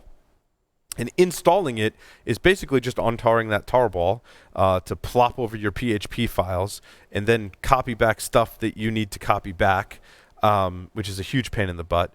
Extensions are also installed in a similar way. I basically pull a tarball, I extract the contents of that tarball into the extensions directory. And if I want to update it, I got to go get the new tarball and extract it, test it with the latest version of MediaWiki, and there might be incompatibilities. So what I do now that I have this in containers, every time I build a container, I go pull, the latest stable version, which I control in an environment, a variable in my Docker file, I should say, and I go pull the latest version of some of the extensions. And the extensions are distributed in all kinds of different ways. In this URL may 404, my Docker build may fail. That's fine. When we get later in the tech segment, I'll talk about how I want to build a CI/CD pipeline for spitting out open source software inside of configurations like this. It'll tell me, hey, it's broken, right? Like the version changed, or they moved repositories, or that version's end of life and no longer available, whatever the case may be. Cool. Now I got to go in, I fix it, fix this URL, fix the MediaWiki version, do my build. Oh, hey, it builds. Let me do some testing. Now I can push it out. So it gave me a repeatable process to always be updating to the latest software. Right now, manually run tests. You can script those and then be able to push out my open source software, which is way better than how you would traditionally do it. So yeah, I mean, this gives you the DevOps aspect immediately. But so Paul. What am I wondering? I'm wondering here is, why didn't you integrate that directly into a Docker container itself? I mean, it looks like a post-build script to me. It's a great point, Choff. I actually say that in my to-do. This will now become part of a multi-stage build. So the first build, right, you pull down, it doesn't matter what image you pull down. Debian Slim, right, which is what I'm using, install curl, then pull down all your software. Then when you go to your next stage, just copy the files from your first stage, which doesn't carry over any of the environment from the previous stage. Right. Yep. That's a much better way to do it. And it gives you a cleaner image. I realize we're catching you at a moment in time, so yeah, I mean, I'm being a perfectionist like all of us. No, and I wanted to get that in there, but it means massive restructuring of my Docker file and testing, which I didn't have time for, but totally it's totally doable. Yep. So just because I'm tired, it's been a long day. What are you doing with the 512 SHA? That is just the hash of that MediaWiki version, which I defined in environment variables at the top. So if you need to update MediaWiki, it's a good question, Lee. I would say that the latest version is now 1.34.1, and that tarball has a different hash. I would go into my Docker file, and I would update the version number and update the hash, and then run my build. Got it. Probably some better ways to more automate that, That's process, still cool. right? But yeah, it's definitely better than the way I was trying to do it before, right? I mean, that's the thing with Docker. There's like 1,000 ways to do anything, which is, that's awesome. You got tons of flexibility. Yeah. There's a really cool project that I wanted to mention. It's called Hadolint. Does anyone use this for their Docker files? Anyone use this before? Tell us about it. So it's an open source project, and it's basically just like a bunch of regex that parses through your Docker file and identifies potential vulnerabilities or things that you can improve upon. Right? It'll flag the from. It'll flag all kinds. It's actually, if you go to that GitHub page, it lists out everything that it checks for. This is a great thing to build into your CI/CD pipeline, right? Especially if you're building your own custom images, and it makes recommendations. Now, some of the ones in here I haven't looked into, obviously, because it's flagging them, and it's making some recommendations. You can also have it ignore certain recommendations, like if you don't really want to pin versions of every single one of your packages. I mean, if you do, props to you. Like that's pretty awesome. But you can say ignore DL3008 and don't flag on it anymore. So it's a pretty cool checker. I've used it to actually improve, like to get to where I'm at. I've used Hadolint, and it just runs as a Docker container, and it's documented on their GitHub. It's a really cool project. I like it. You should use it. Cool. Now, even though I have so the image that I start with is Debian Slim. It's the latest version of Debian. Well, the unstable one is Debian 11, but it's the latest stable version of Debian. It is the Slim image, so it's a much smaller image.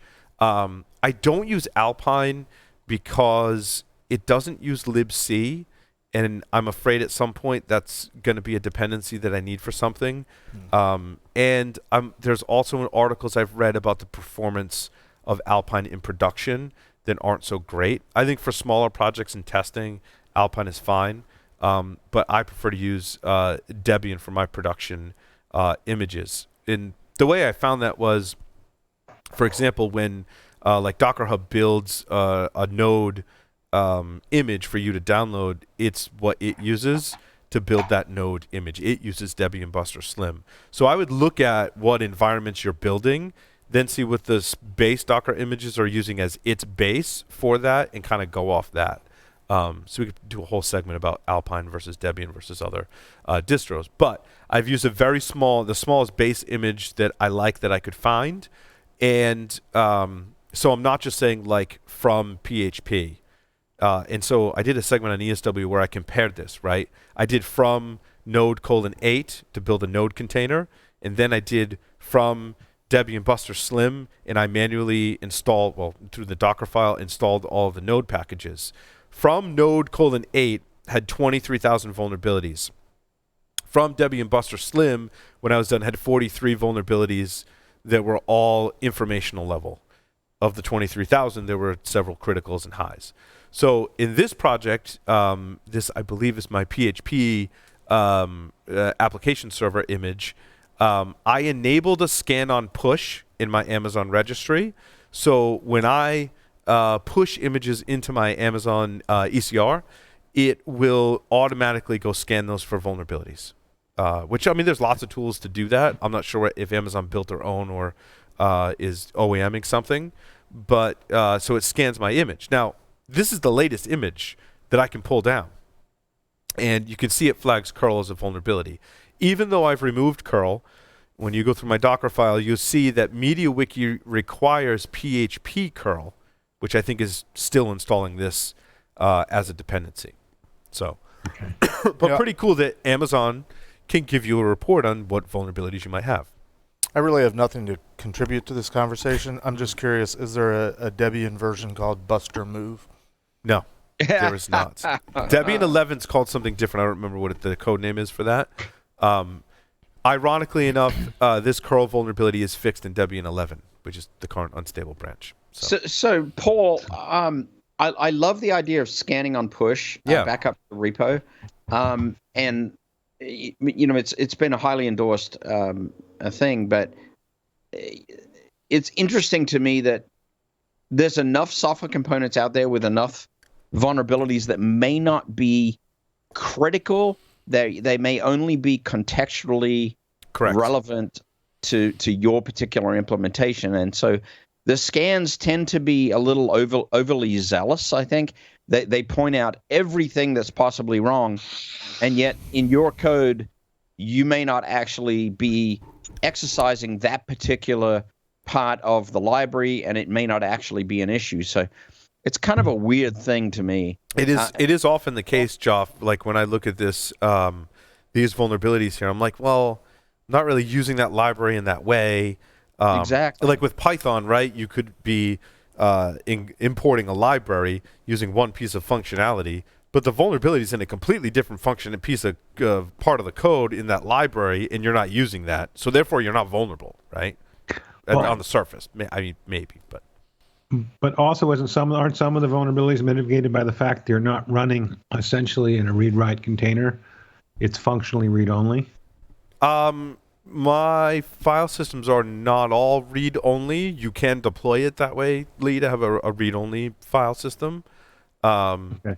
And that would mitigate some of these. Read mostly? Potentially mitigate some of these vulnerabilities. But like Joff was saying, it's hard to say. It's hard to. Oh yeah, well, it's hard to gauge your risk. I'd be tempted to say with this container, ignore the curl vulnerability. Let's look for stuff that's not that. Right, and I think that commercial systems give you a lot more control over.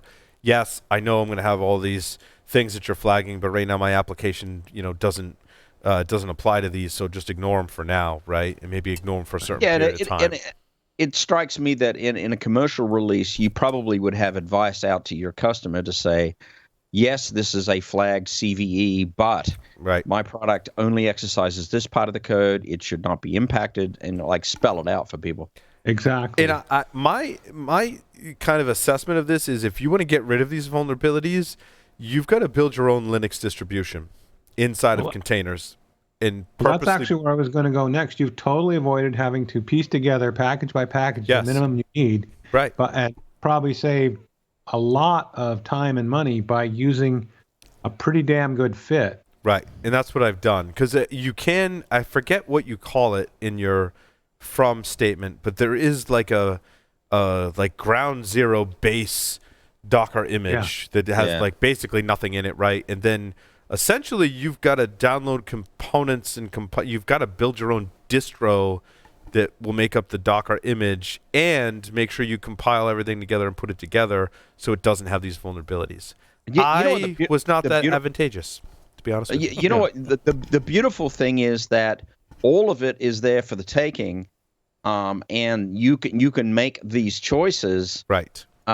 Which just puts us in a completely different world because, if you go back to the idea of one big fat OS distribution and you were either up to date or you were not. Mm-hmm. Now, this is much more granular.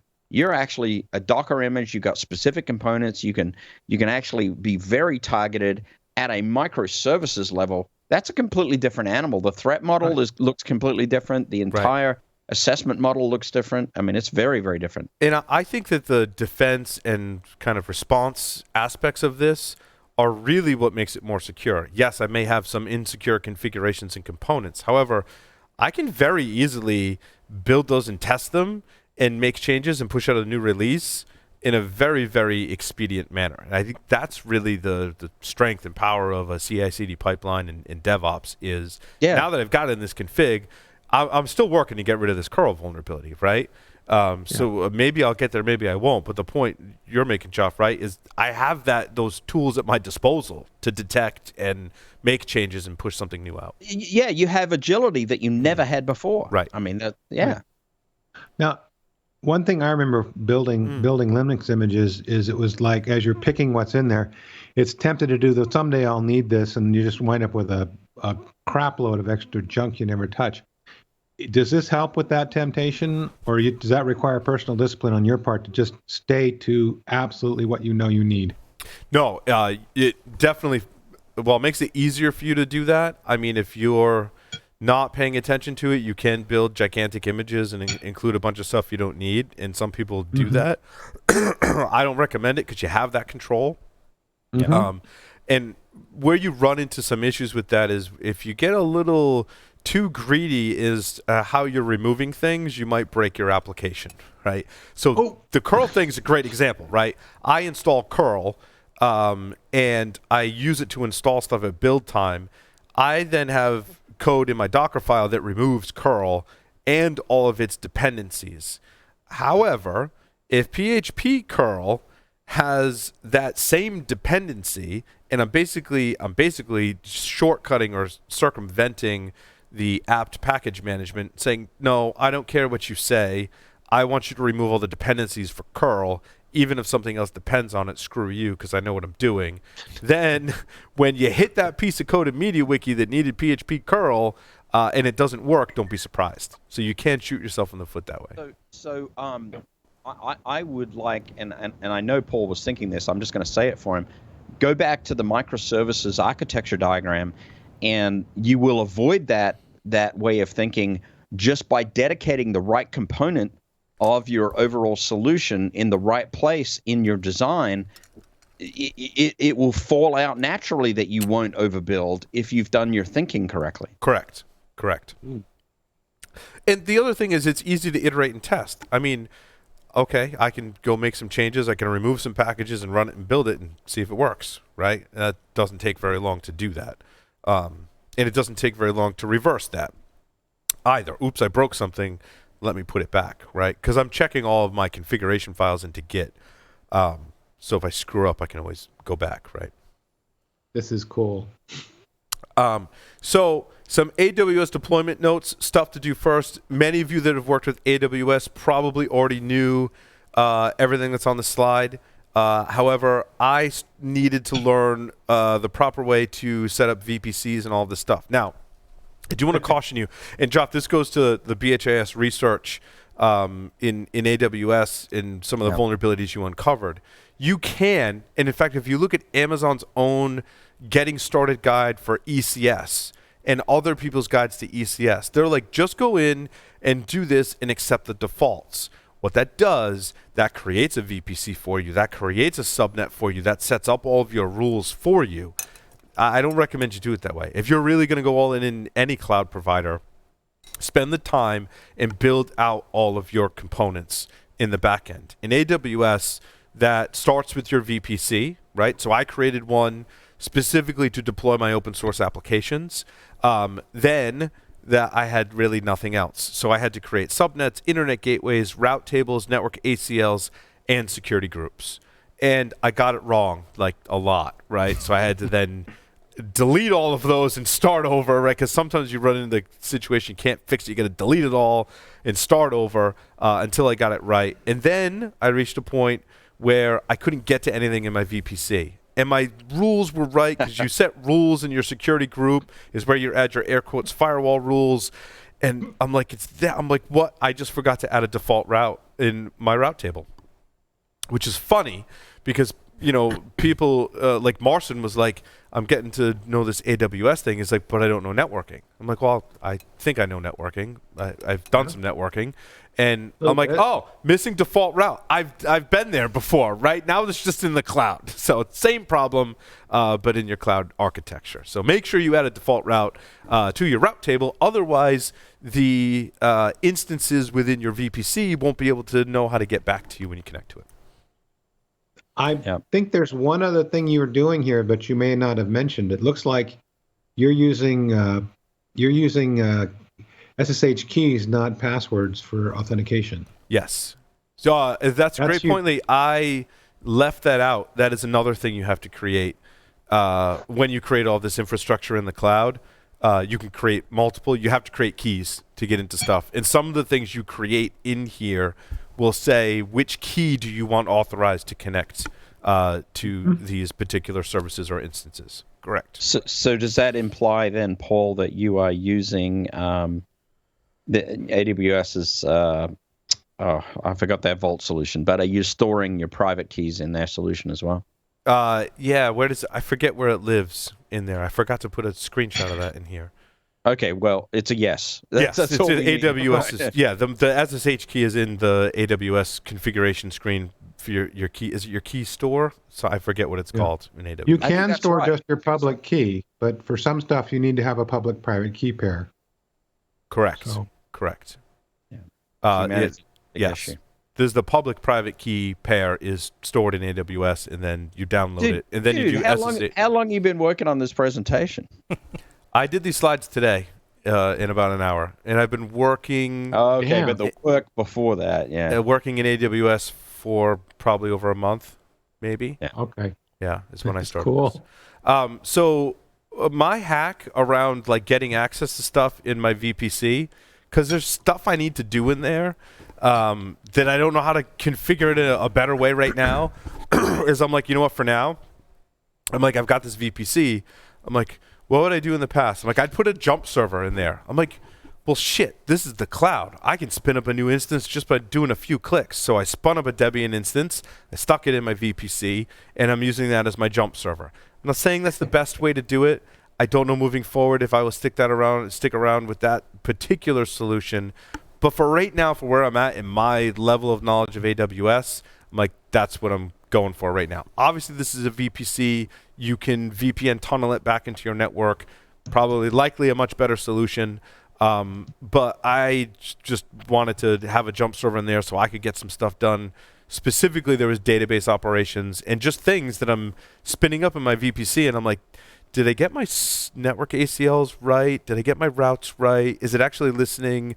Does it have the right policies in the right roles so that ECS can connect to RDS? I had a lot of those questions because I had never done that before. So I put a jump server in there. What was interesting is when I built the RDS database in the same VPC, right, wrong, or indifferent. Again, there's lots of ways to do this. In PyCharm, has a database interface. If you get the commercial version of PyCharm, and it allows you to see all the tables, make queries, import, export.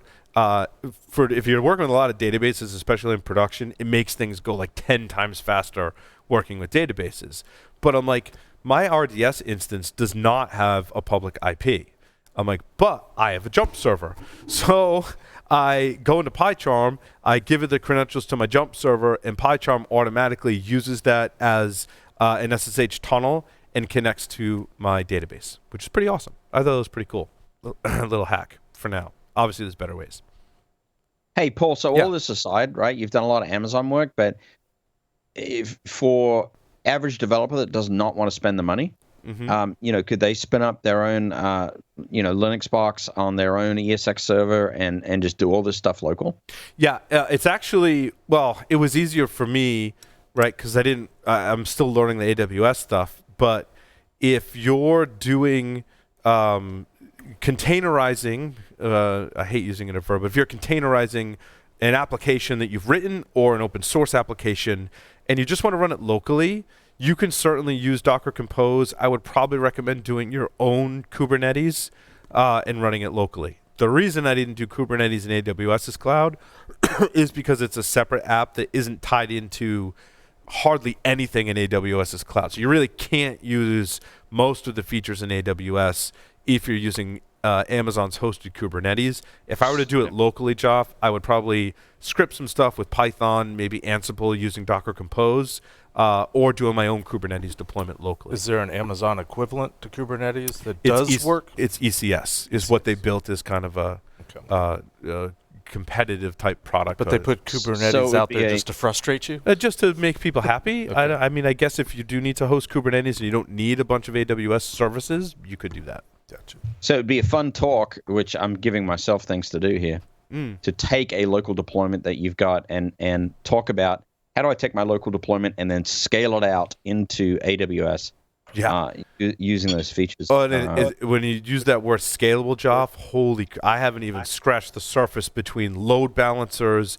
Then you can have services in different availability zones. I mean, even it's crazy. Amazing. I mean, if this particular app didn't need to be like that scalable just to run our wiki, right? But if you've got higher demands in terms of availability and uptime, and you've got money to pay Amazon, you can certainly scale all that stuff out.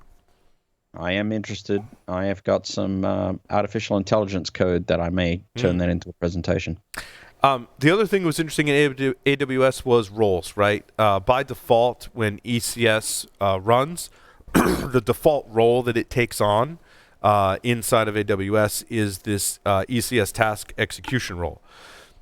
If I had to do it again, I'd probably create my own custom role and attach these policies to it, because I kind of assumed that Amazon would take care of some of that stuff for you, but it turns out it really didn't. So pretty much all of the policies you can see attached here are points in my process where I had to stop and troubleshoot, and I was getting an error message that basically this AWS service can't talk to this AWS service. And I'm like, oh, dummy, that's because the ECS task role, for example, didn't have access to the EC2 container registry, right? Which probably shouldn't be full access. I probably need to tune that down a little bit. It also needed access to the database. It needed access to the systems manager to get access to the parameter store to pull that credential for my database, right? So each one of these I had to attach the policy. They're probably, they are a little looser than I'd like right now. And there's probably better ways to do that in terms of writing that JSON directly rather than going in the interface and clicking on policies. So, yeah. You'll have to play with IAM roles as well, which is fun, or not. So my to-do, where I'm at now with this project, really I want to be able to separate builds for dev testing and production and build a CI/CD pipeline. Again, pulls down all the latest software, builds it, tests it, sends me notifications, runs some automated tests, maybe some manual tests. And the reason I say manual tests in this process is because it's not my application, it's really someone else's open source application, right? And it's a very big one. When a MediaWiki extension throws some error, I don't know what that's going to be. Like, I don't know how to test that weird condition that might happen if an extension's not working, right? We have an extension that embeds video. Maybe the videos aren't embedding. I'd have to write a test for that. I mean, I could write unit tests. I could be spending a lot of time writing unit tests. Or I could just have it build it and say, hey, I built a new version because it was a new version of MediaWiki. Here's the URL for it. And I go there and manually inspect it. And I go, yeah, it's good. Go ahead and push it to production kind of thing is where I'd like to get to. For that, I'll probably look at one of two ways. I think Tyler, I don't know if Tyler's still there, but he was telling me that there's a Python library for AWS CLI that you can use to script some stuff. You can use Ansible. You can use code deploy, code pipeline, and code build in tandem with each other to basically build out a CI/CD pipeline directly in AWS. Obviously, there's costs associated with that, but that is one way. Or you can script things as well with the AWS CLI. And moving more towards me not having to go into the AWS GUI to deploy things or change things. All of that can happen via JSON files, which I thought I had an example of. I did have an example of that in there. And that's, I think, a much better way to management. So that gets into, you can build all of this infrastructure, and many people are doing this, Terraform, cloud transformation. Basically, you build all this infrastructure as code rather than manually, me showing you how to click around in the GUI or run AWS CLI commands individually. You can basically script all this out with, code libraries that exist for Python, as well as describing what you want to create in JSON configuration files. I need to put in a certificate manager for SSL certs. There's a service in AWS that will help you manage your SSL certificates, which is separate from managing the secrets inside your application. I do want to put in sysdig. There are open source versions of sysdig and sysdig inspect. So sysdig is a agent or like library thing you would build into every single one of your containers. It uses, I believe, BPF to gain visibility and telemetry about what's going on inside your container. And then it sends that data to a sysdig inspect system that puts it in a web interface for you. So basically, if people are trying to hack into your containers or you're troubleshooting performance or whatever, this would give you insights into it. And Sysdig has some open source versions for that, which is really cool. Logging is another thing. If I glossed over it in here, it's likely another segment to talk about how CloudWatch is doing all of the logging within AWS. I write all of my logs in my containers to standard out, which allows CloudWatch to pick up on them. And that was a configuration that there was a template available for it. So in the web interface for AWS, I can see my logs. But obviously, I want to be able to collect those and send those to a centralized analysis engine. And then, of course, monitor costs, very important, and make adjustments because you can conceivably get a really big bill once this happens. Now, speaking of costs, I don't know what it's going to cost inside of ECS. I have to go run some models and monitor it. For the RDS instance, I used MariaDB, and I used a pretty small instance, and it estimated about $27 a month, which I thought wasn't bad. Less than what I'm paying to host my database, which is way larger than I need it to be because it used to host multiple databases. Now it's just one. And so I'm migrating infrastructure off of our other provider, Linode, is who it happens to be. So, are you able to spin services up and down and as need provides, or are you still looking to figure that out? Yeah, that's correct. That's something that I definitely want to script, right? Especially for development environments. I'm toying with, do I have a development server locally that spins that stuff up? Or do I script it so it spins it up, sends me an email, and then after a certain period of time, if I don't do something, maybe it spins it down, right? Because you don't want to leave, every time you create an environment inside of AWS like this, there's a cost, right? So, Go ahead. I was just going to say, that's the ops part of the equation, right? Right. Is to have the appropriate monitoring in place and to grow the deployment only when needed, right? Only when the demand warrants it. Correct. And shrink it back down to some minimal footprint when the demand shrinks back down. Yeah, right? There are elastic options in there, right? Obviously, the word elastic is in all of their vernacular. So the containers, you define the base amount of memory, and then you can configure like if it can grow beyond that space. The same thing with CPU. Same thing with the database. You can do the same thing. You can kind of define if you want it to be able to grow or not, and monitor all of that is the important thing, right? Yeah, and so that interesting part of that is this is where microservices architecture actually grows into its, no pun intended, but grows into its own maturity when you have the ability to scale up, scale out, and you've architected it correctly. You can have an amazing serviceability that with static deployed virtual servers before you just couldn't do. Yeah. So our publishing app has a much better use case for that. When we upload a video, right now I've got internal containers that take that video and do the conversions, right? Same thing for images. In AWS, that's a perfect use case for only when we upload a video and it needs to be converted, send it off to this container or this service, spin it up, do your conversions, write it out to S3, and then spin it down, right? That's a great use case for that. Great use case, yeah. Cool. Good stuff, Paul. Good presentation. Thank you. Any questions? Thank you. Probably the one thing I was wondering is when you started this whole thing, you said it took about a month.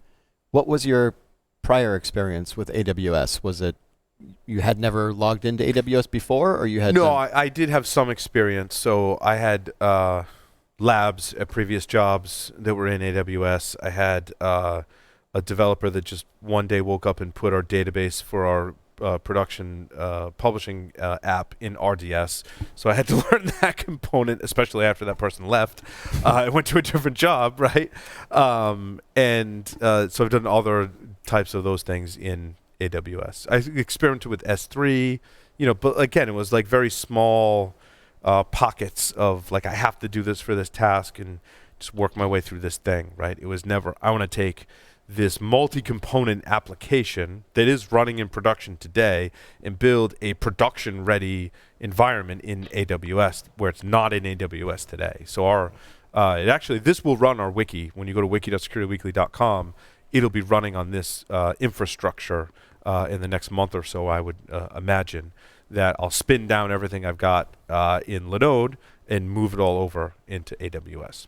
Hey, so Paul, I've got a question on, so having taken that journey as an information security professional, what are your biggest fears and what are the biggest opportunities for us from an assessment perspective, given the technology experience you've had and the challenges that you've had to overcome as you're implementing this?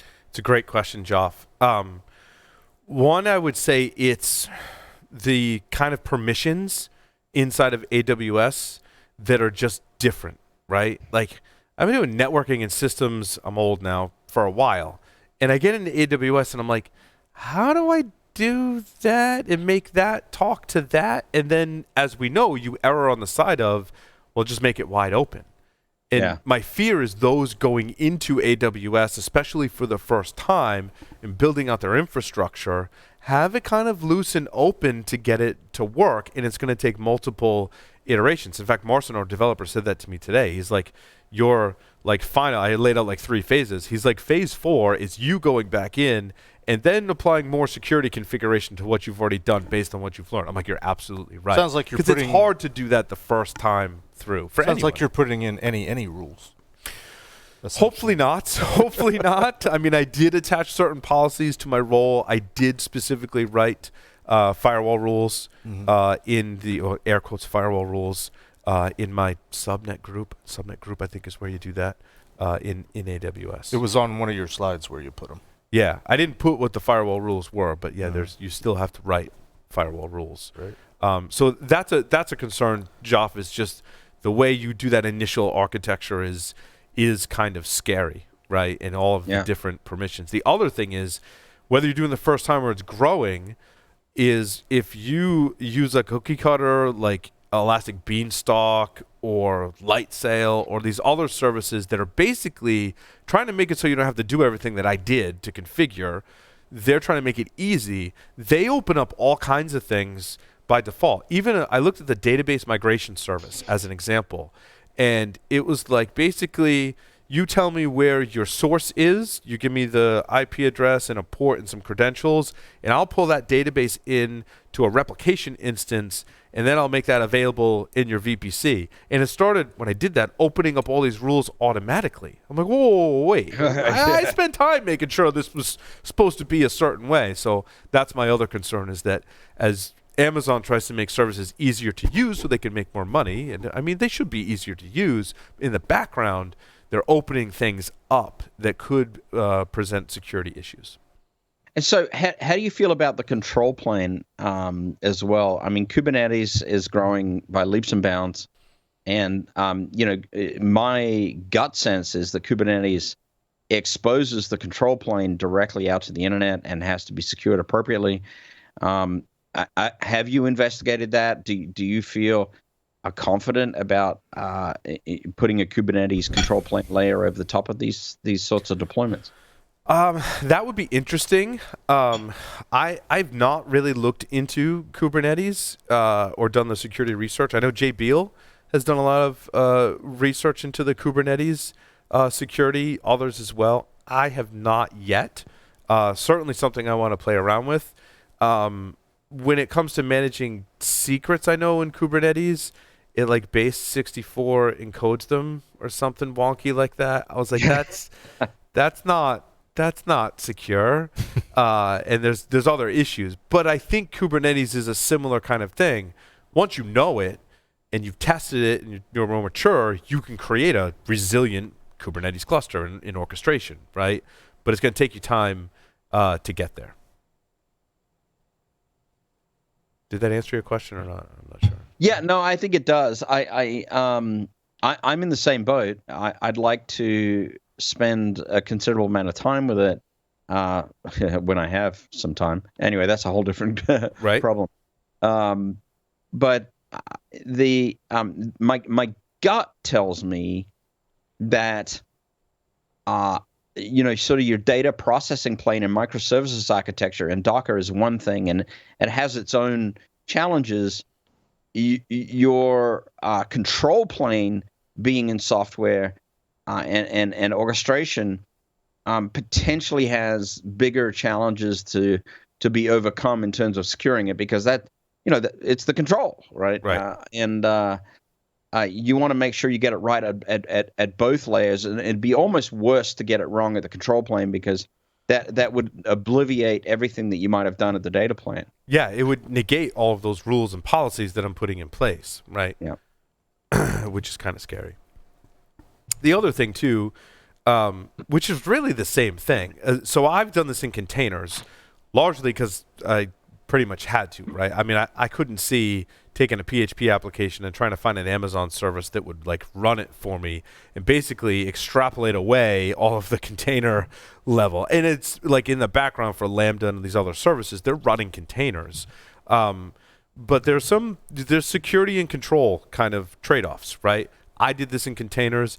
If I were to do a Flask or a Node application, I could do it in containers, or I could go to Amazon services and build it as serverless architecture to run my code and utilize Amazon services. So we're looking at Amplify for running a Node app. I built these wonderful containers to run Node, and then Marston's like, no, we're just going to use Amazon service for that. And I'm like, well, that's an interesting trade-off, right? I do sacrifice some control, but maybe Amazon can do a better job of securing the Node architecture than I can build containers. I don't know. Maybe I want that control. The other thing containers give you is portability, right? So I can potentially take it to different providers or run it on premise without needing Amazon services. So yeah, that's the biggest win. That's the hugest win. The fact that this architecture you can pick up and put anywhere, right?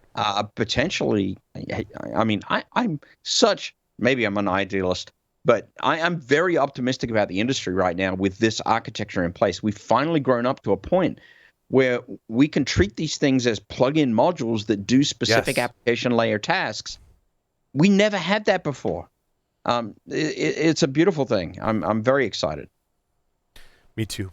I'm also excited to do the news. I will release my slides. We're working on a way to be able to release my slides and such. And if you're trying to build, especially MediaWiki, and you're listening to this right now, you're trying to put in containers, definitely send me an email, and I will send you all of my scripts and Docker files and everything until I get that GitHub repository public. I just want to make sure I'm not leaking any secrets in my he'll send you usernames and passwords too. That's right. I want to change all my passwords, then make it public, so if something did slip in the history somewhere, it's not a valid credential.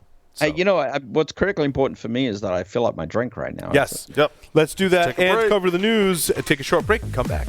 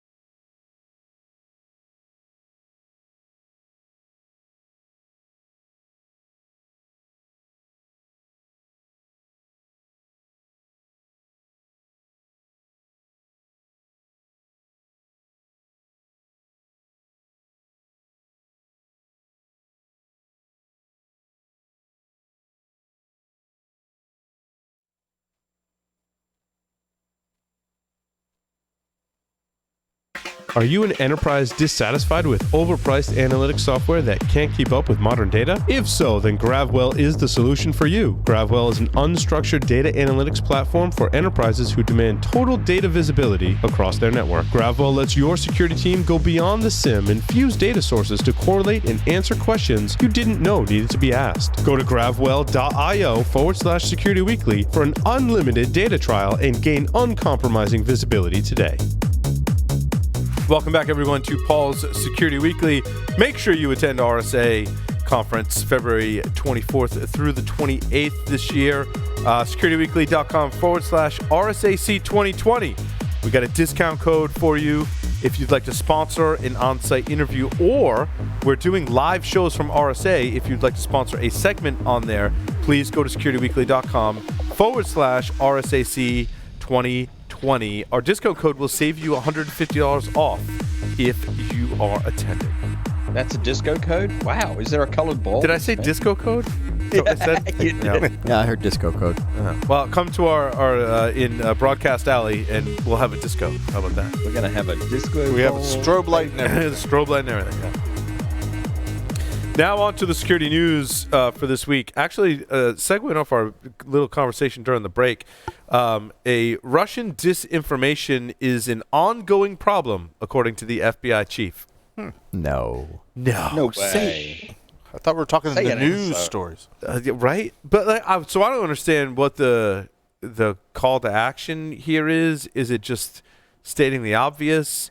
I mean, what's interesting is that the Russians were meddling in Ukrainian elections way before they were meddling in U.S. elections, and probably will continue to meddle not just in our elections, but any other country they don't like. That's their MO now, is they're just going to meddle with your elections just to promote whoever they like the least, or dislike the least, I should say. Or they're doing it just because they can. Why I not? don't know about that. There's an agenda. I mean, there's always an agenda with at the end of the day, though, like if you're looking at their multi-phased attacks, why wouldn't you be hitting that particular? You're hitting your financial, you're hitting your political, and then you're hitting your critical infrastructure or kinetic. So, I mean, I would be disappointed if they didn't. But at the same time, you got to think that we're doing the same things. Just because we hear about the Russians doing it, when you see these huge protests in Hong Kong or protests in Venezuela, do we really think that our government doesn't have any kind of hand in that kind of thing, whether it's just some kind of disinformation that kind of goes out, or people in the field getting people riled up? We would never do that. No. We're good people. We're different. Right. I don't dispute American exceptionalism, right? I don't dispute that. But some of the interesting things are, like in the Ukrainian protests during their elections, it's reported that the Russians put IMSI catchers in the streets and were sending people text messages to go home. DEF CON was canceled. Right? Interesting. That's kind of shady. Not even kind of shady. Yeah. That's shady. All's fair. Right? In love and Cold War. How else would you do it? Right? How else do you disperse the... So I'm really interested in Jeff's opinion here, because I believe that what we're seeing in today's world with the advent and the advances of the technology that we have is really just an amplification of what Russia's intent has been for probably 60, 70 years against the West. So, Jeff, go. Nice try, John. I can neither confirm nor deny. I think that makes sense, Jeff. I mean, I thought you were going a different place. I mean, we used to call it propaganda. It's just taken a different form these days. But I think you were the one that told the account of Russians or someone flying planes and dropping off paper flyers of disinformation campaigns. Well, I don't know if that was you or someone else, but that kind of stuff is going on for a while. That's what I'm saying. Well, that's what Jeff is saying, right? Like this has been the. I mean, this is just a new medium. It's a new technology gives everyone the ability to do disinformation and propaganda in a different way. Yeah. So I mean, but there's different levels. There's disinformation, like going on social media and telling lies, right? Then there's information disclosure, like hacking the DNC and disclosing and leaking information to support a particular political view. But then there's actually meddling with the votes. And those are three different things, in my opinion. But also when you talk about... For the same goal, but three different tactics, let's say. But my point was the intent has not changed. Correct. I agree. Right. My point was there was always an intent. The ability to actually execute is what has changed. Capabilities. Well, I think there has been a subtle change, Joff, and this is strictly my opinion, but throughout millennia, nation states and fiefdoms and whatever you call it throughout history, they mostly have gone after land gain.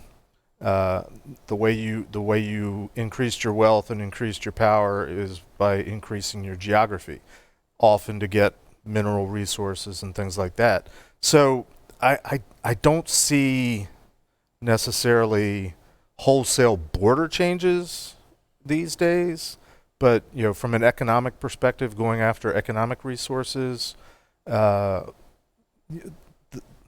motivation perhaps, or the end game, has changed a little bit. The overall goal is conquering the world, but I think there's been an acknowledgement that it's or a recognition now that that's done more on an economic playing field, and that can take many different forms. Gaining wealth on your own or inflicting the loss of wealth against your adversary. Right. And there's no shortage of tactics to do that, such as changing the screen brightness to covertly transmit data, in case you missed that story. Because if you read the mainstream cybersecurity media, everyone drink, this story was covered on just about every news outlet. And I'm not sure it warranted that level of coverage, although, I could see it being used in highly targeted attacks, but there's also some luck. Like, you got to have a camera within a certain proximity of the screen of the system that you've compromised in order to change, was it like the red pixel, which then you can then download the footage and analyze it and decode it, but it's also super, super slow. I don't remember what the speeds were. Yeah, you're talking about demodulating an algorithm. So if I remember right, they're using ASK for the algorithm, and that's just switching a bit either high or low based on like the pixels in which you're looking at. So you're just taking the amplitude of the wave and you're shifting that. Right. So that's going to be super freaking slow. It's the definition of a covert channel, right? Mm-hmm. Covert channel definition is always like to interfere or to modify some very small part of a protocol to transmit your information. It may and the delta between the amount of information transmitted versus the essentially the efficacy rating has always been a wide delta because it's covert for a reason. You look at who produced the research around this, right? So you can kind of make some inferences about one, the goal, kind of who the target is, and it's not anything new. We've seen this back in with AirHopper, or I'm trying to remember the other one that used CCTVs and the night vision stuff. Oh yeah, so, there's been a steady stream. Where did this research come from? Israel. Okay. So a lot of these, when you're talking about air gapping, right, and you're talking about jumping air gap, especially with something like this, the typical target is going to be ICS environments, right? You have very specific design requirements and very specific information that comes in and doesn't usually leave. Right. So in order to, for instance, like something like Stuxnet or Trident, they have to jump that air gap because there's specific regulation around it, and there's not going to be that information exchange or ability to attack those. Well, they're getting more connected now, but you're having to rely on these novel attacks that are very, very slow to either get information in or get information out. And it's usually a staged attack. This is probably years in the making where we're going to see this leveraged in some sort of staged attack that requires a very specific execution to get to the next stage. the next Ukrainian power outage, this is how they will get. The Ukraine does tend to be the proving ground. It does. Apparently so, right? For many things. I mean, they're in there right now, like moving their cameras away from their monitors, right? Oh yeah, there's an entire policy being written about what kind of monitors and refresh rate and colored gammas they can actually run. Right. Everything have the high contrast. And they're banning Philips Hue smart bulbs because another Israeli company, Unpatched conceivably Philips Hue from smart Checkpoint bulb. Research Labs. This one was what I found interesting, and I don't know if you guys looked at this, but the way I understand the attack is you got to have a bulb that's vulnerable. You got to be in proximity of the bulb. And then you have to upload your own firmware to the bulb to take control of it. Yep. And then you have to make it do weird things, air quotes, weird things, so that the user gets frustrated and disconnects the bulb from their Hue, says, forget about this bulb, and reconnect. In that reconnection process, the bulb then talks to the hub, the Philips Hue hub, and downloads the firmware from the bulb onto the hub, and then there's a payload that executes on inside the firmware of the hub that then they used Eternal Blue to compromise a Windows system, which, I mean, you could have set the bar a little higher, but it's cool. What I didn't see it to adjust the lighting for some mood.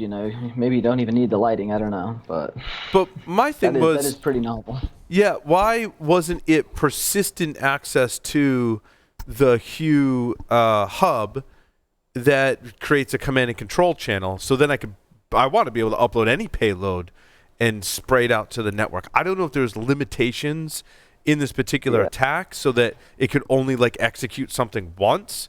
But it basically, they said it scanned the network and executed Eternal Blue. And that's great. But what if they what if they patched for it? We can all laugh at that. I bet there was a limited number of bytes that the firmware upload could have, so they probably had limited capability based on that. But why not put a staged uploader in there if you need it to be small? Because the function, the pairing function, and how it actually does the connection. Once it's connected, a lot of these will use both an access point L stand-up in order to begin the setup process. But there's only some of those functions are limited to after a specific action, so after a reboot, because you're not going to be sending that across that buffer space. It's going to have to be in a particular boot up mode, or perhaps there's a bootloader that's then looking for something similar to how you do a Pixie boot with a Pixie boot uploader or a BIOS update. Yeah, it's interesting. I wonder if it only downloads the firmware for the bulb the first time it connects, so that it then, I don't know why it would need the whole firmware, but it knows what version it's running. Because, I run Philips Hue at home, so if a bulb's firmware is out of date, the hub tells you, and then you can go update it and push out new firmware to your bulb. So it must keep track of that firmware on all your why wouldn't it just grab the first 8 bits or the memory address location in the case of something like one of the EEPROMs or SPI chips that's sending that up? Oh, to get the version number. Not to be a complete Luddite, but I find it completely perverse that my light bulb has firmware. Whiskey tank oxide. Once you've got a bulb that you can control 16 million colors and program, Joff, you're like, yeah, if it has firmware, that's fine because it's so awesome. Paul is only if I so if anybody wants to target Paul, that's it. He may have Philips Hues. The interesting, we covered a story years ago, the interesting attack vector you could now execute with this research from Checkpoint is you put the dropper in your code that's distributed for your bulb in a drone, right? And you fly your drone to a really populated apartment building or something in a densely populated city, right? And you just have it hover, and then you compromise everyone at that level, and then maybe you lower it down, and you compromise everyone at that level, and you just fly around the city and hack into everyone that way. That would be, cool, but not cool in that sense. That adds all new a meaning research to the project. dropper, right? Right? Yeah. Until someone shoots down your drone, then game over. I can have see anti-shoot down drone guns. Right. I can see a future where people will be pulling out their 12 gauge and aiming it up at drones. But except now this is a tie into another great segue into a story. Tesla Mobileye autopilots are duped by phantom images that are projected by drones. So the drone and I don't know how this works. I want to know how this works because this sounds really cool, but it sounds like science fiction. It projects an image of a person, like in the road, just so that the Tesla camera can see it, and you can make automated vehicles swerve to a certain point or see a road sign. It sounds very James Bond, right? It sounds very Spider-Man Far From Home. Right? They've got a video that is on YouTube. Well, if you're in a Tesla, one of the things that I thought was interesting, where it can see the dotted line on the highway and it knows to stay in between them. Correct. But what happens if there's another dotted line in the middle of the road? What happens if the person painting those lines was really drunk at the time? Or a drone is projecting a new dotted line and veering you off course. That's what they say in the paper. Yep.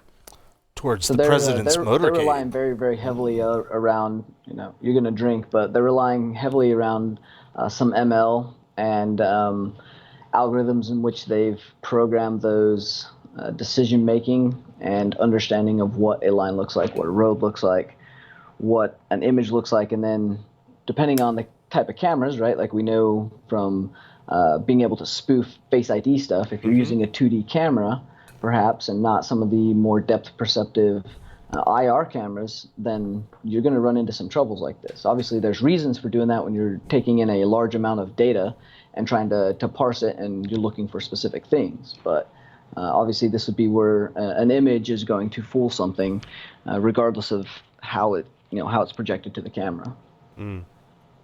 It's interesting. Yeah, so it's it also reminds me of the interesting problem of AI on the road, drink everybody.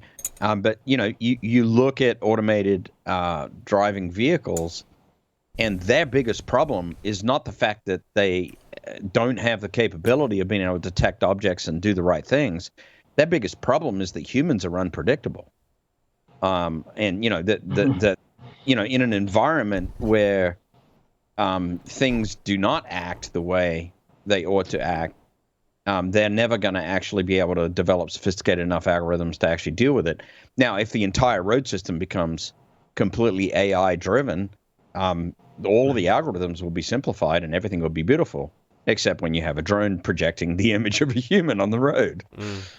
But yeah, it's interesting how you talk about that the humans are the problem here. Down in Rhode Island here, we have an autonomous vehicle shuttle that just kind of, over a couple of miles, it drives itself and it picks people up, drops them off. And there was a news article about it, how it's been in 4 accidents so far, which, of course, you're like, well, of course, it's this driverless vehicle. It's going to get into accidents. No, it got hit by drivered cars 4 times. It was not at fault any time. The root cause was not the vehicle itself. Right. It was humans hitting the autonomous vehicle. That's it. From their cars, yeah. Very interesting. And on to the next story, Paul. I wanted to talk about the CDP vulnerability. Oh my God, there's a CDP vulnerability? Again? those that have been around for a while. I think all of us got a story about that. Right? Yeah. This is not the first time. I didn't go back in history and look, but I feel like this is not the first time this has happened. No, right? I'm not crazy, right? In any case, well, they've kept expanding CDP in the capability realm, so the fact that it doesn't bring on more vulnerabilities would be a real surprise. Well, right? no, I mean, here's what makes it vulnerable. It says CDP is a proprietary data link layer protocol. So there you go, proprietary protocol, developed by Cisco Systems. I'm not saying that necessarily makes it vulnerable, but in 1994, so I mean that's before I think security was as paramount as it is today. And is used to share information about other directly connected Cisco equipment, including the operating system version and IP. It wants to share information. I mean, this is just CDP has been a recipe for disaster. I was going to say, there's wait. Without even reading the used and abused for years, right? Like even like Yersinia, which is a very, very old application that still works really well. Oh wow, we're going back in time, Tyler. I didn't even think you were that old, dude. Look, guys, I'm not even going to read the article, and I'm going to predict the vulnerability. You tell me whether I'm right or wrong. The vulnerability is that CDP is able to determine which VLAN the network port ends up in and thus circumvents internal network segmentation. Traversing through an organization's switching routers to gain additional access. I think, Joff, I if think you go to Joff- armis.com/cdpwn. I think that's Tyler's link. If you find Tyler's. Oh, okay. Did Tyler link to it directly? Yep. Scenario 1, breaking of network segmentation is pretty much the what Joff just described. Wow, nailed it. Okay, because I've lived CDP and I have engineered networks and I've told everybody, turn the fucking shit off. Pardon language. Right. How come you didn't sadly, write an article? That was my recommendation too. I mean, you hate to be the office of no in security, but when you looked into CDP, you were like, yeah, you know what? Just turn that off. Yep. Yeah. I mean, but you look at VoIP. VoIP is where your phones are, your network's most exposed. It's in public areas. It's at reception desks. It's usually isolated on its own VLAN. And what's the first thing you have to do in that attack scenario? You hop a VLAN. And first place you go is CDP. The fundamental flaw is that CDP has basically handed some control back to the client device. And then when you do that, game over. Now, one of the issues I have with some of the marketing is that they said, well, Armis found a 0-day vulnerability in Cisco products. I'm like, wait a minute. You did a coordinated disclosure with Cisco. I'm like, maybe it was a 0-day from the point that you discovered it until the point that you told Cisco about it. I agree. Then it's a 0-day vulnerability. But you also didn't announce it publicly. I don't know. Maybe I'm just getting curmudgeon-y because Jeff's been here all week. Mincing words of what a 0-day vulnerability really means, but I don't. Semantics. Is it 0-day or O-day? Is it 0-day or O-day? Is it a 0-day vulnerability or is it a 0-day exploit? No. Can we not have that? We shouldn't be having that debate now. Let's not go to only if GIF it's versus GIF. an M day, like the next day for your next day releases. So that's like a 1 day. I think 0 is appropriate. More to the point, why the fuck has Jeff been there all week? Because people just like to come hang out. Yeah, you guys are welcome to come and hang out with us. I do more than one show, Joff. No. And then once I'm up here, I might as well stay here. Right? It's a fun place to hang out. Can we have a change of pace story? Yeah. So somebody pointed this out to me while I was at ShmooCon this past weekend, and I haven't had a chance to look at it yet, but my story number 1 is the sculpture, the artist that did the Kryptos statue that's in the courtyard of CIA headquarters. Your story number 1? My story number 1. Yeah. This sculpture holds a decades-old CIA mystery. And now another clue. I'm refreshing. Okay. Oh, yes. Oh, there we go. So the guy that made this thing 30 years ago is now 74 years old, and he's finally released. Not yet, Johnny. Thank you. Too late. Well, Paul wasn't looking, so that's wasn't. okay. I was looking at you. So he made the statue, and it's got 4 hidden messages in it. 3 out of the 4 were decrypted relatively early. The last message has been daunting for 30 years, and he's over time revealed clues to try to help people along, and he just dumped another clue about the underlying message to try to help people solve the puzzle, because he really wants to see it solved before he kicks, basically. So the article number 1 mentions that it was solved by NSA many, many years ago, which is my article number 2, which is not technically a new article. It's an old article that talks about how NSA cracked it way, way early on because a group of cryptanalysis interns were down there and saw it and copied all the data and took it back to NSA. Now, Johnny, and I can tell you, I was one of those interns. I was going to say, you were one of those interns. Yeah. So this is... This is I've saved this all these years. You can see the timestamp on it. This is declassified now. This is declassified. Gotcha. But these are the 4 messages, the 4 ciphers, and it's actually the 3rd one down that has never been broken. Interesting. And he's given a significant clue this time that hopefully will lead to solution. And I remember when I was there on the field trip, they said that while there's a sculpture here, like the whole courtyard has other stuff going on, and the message is not simply these 4 messages that are enciphered. They're supposed to lead you to an ultimate solution. So it has to do with some other physical artifacts. Yeah, there's other artifacts there, like, and it was a long time ago, but I remember there was like a little pond or something with a Roman column kind of laid, fallen down on its side in one area. So there's something, which probably has something to do with Caesar or something like that. So, right. So there's an overall message. Hopefully now So the third one's just a Caesar cipher, is that? No. It's not that I don't easy, think so, because there's been a lot of people trying to solve it for 30 a long years. time. And part of the problem is it's so short. It's hard to figure out what it is. So if you're a crypto hobbyist or a professional, be on the lookout. There's a third clue out, which hopefully will lead to solution of this puzzle. That's pretty cool. It is kind of cool. Very nice. Very nice. I wish I had something worthy enough to follow that, but I know, right? I mean, look, Jeff dangling like mysterious carrots. Right. And in a cipher that hasn't been broken in 30 years, roughly. Yeah. Yep.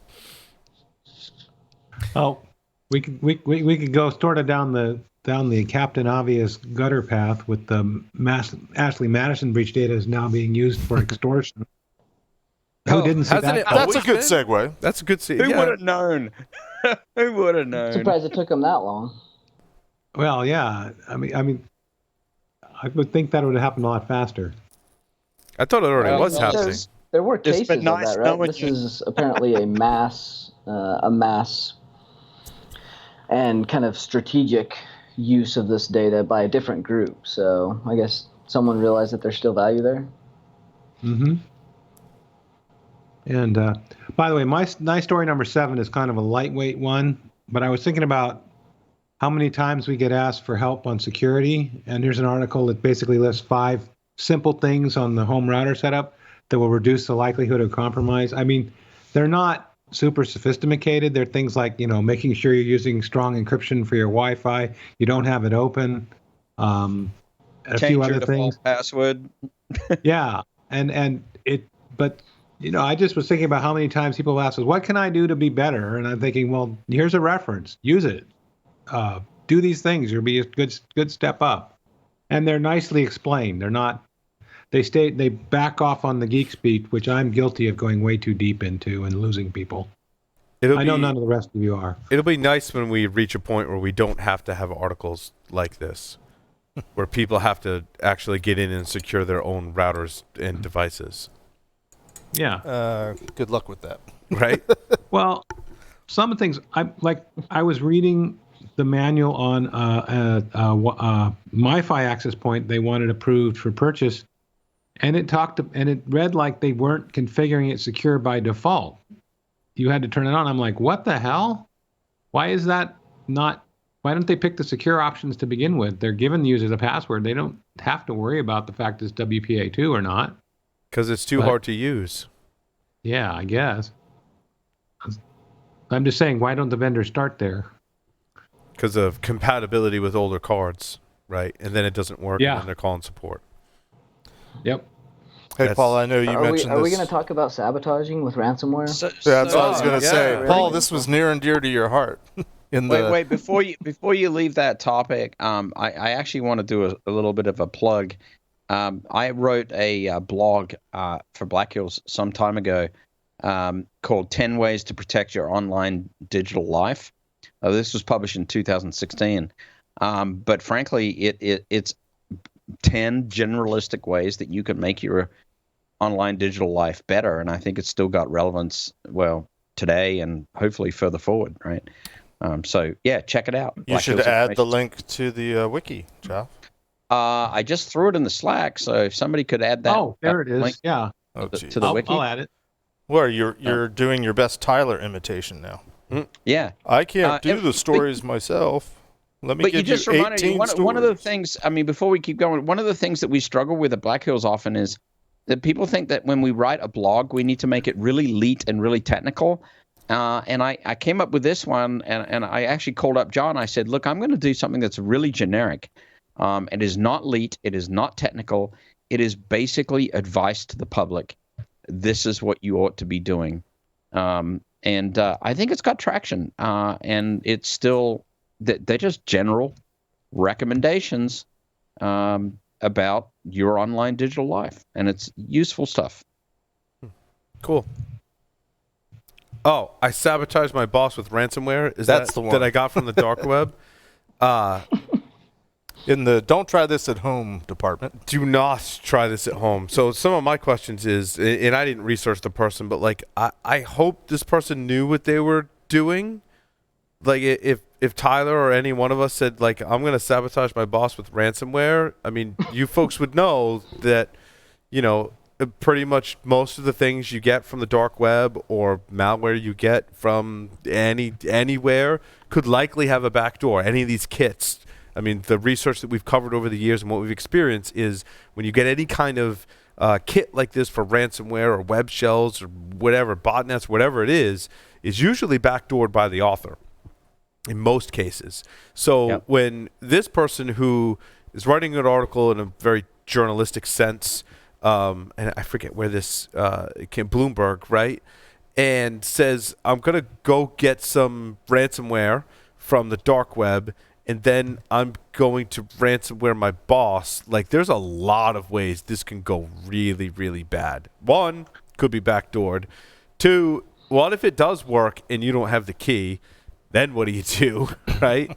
What if it spreads? I mean, the list can just go on of, like, the horror show that this could create. And what if you did get permission in a general sense, but something bad happens and someone wants to go after you who you didn't get permission from, right? Because like how many people can you go ask for permission? You could maybe ask the CISO, you could maybe ask your boss, you could ask the IT director, and they could all be like, yeah, like cool, like XYZ person, we know that maybe you have taken the necessary precautions, but then it ransomwares even a few systems in the environment, and then your legal team and maybe the CEO catches wind and goes, yeah, not only are you fired, but we're suing you and pressing criminal charges, right? Civil and criminal, right? Yep. That could just, this is not something that you should do, in my opinion, like ever. It specifically stems from like where you turn into horror. Right? Like where do you get that stuff from is, I think, what calls into question, right? Permission's one thing. If you're a pen test team, you've tested these tools in a controlled environment. Completely different from just going, yeah, so can I just like buy a ransomware kit because I want to test it out in my boss's computer? Like even in a lab, that's dangerous and you have to take some serious precautions. So, yeah. I hadn't gotten all the way through it. Like I got quite a ways. It was very long. And initially it sounded like they were getting a sense of they were doing some research around this and they wanted to see if like any idiot could do it because ransomware as a service, as you know, is a booming market. Like she was saying, I'm an idiot. Like it comes with customer service. Like this is point and click. But from what the summary says, I'm not sure if that was the case or if this went bad. They made this article a little too long for. They did. For that kind of a headline. It was kind of shrouded in mystery and lots of wordiness, for sure. But even if we just go off the headline, what could go wrong? Word of caution to our listeners: like, don't try this at home or at work, right? Unless, unless you're being trained in malware research, right, and you know how to set up the appropriate environments. I'm thinking some of the if you get past thought exercise, it is for sure. This is I'm kind of curious about Lee's number one story. Sudo bug lets non-privileged Linux and Mac OS users run commands as root. Right. How is this still happening? Is my first question. Wait, isn't that what sudo's supposed to do? Yeah, if you're a proper sudo, yeah. It's a feature. Isn't that like working? That's working by design, in my opinion. if you specify the user ID of -1 or 429.496.7295, and because you can pass a user ID to sudo, it accepts it and lets it work. But this is old, isn't it? I mean, it's a 2019 CVE. I was wondering why they were just writing about it now. Yeah. That was my other I want to say question. we I think covered this last. I feel like it sounds really familiar. It does. Well, I think it's because it just the latest versions of Mac OS 10, 13, 14, and 15 have patches for it, and those just came out like a week or two ago. So the news story is it's finally patched. Right. Right, and also the sudo code itself, 1.8.30, is patched. Okay. Oh, well, actually, the fix was introduced in 1.8.26, but I didn't go out and check the timing for those versions to see how far back that was, which is, I think, part of your point. Yeah, when this one came out, I'm pretty sure every OSCP student were like, let me take the exam right now. Right. Well played. Sudo -1. I'm all done.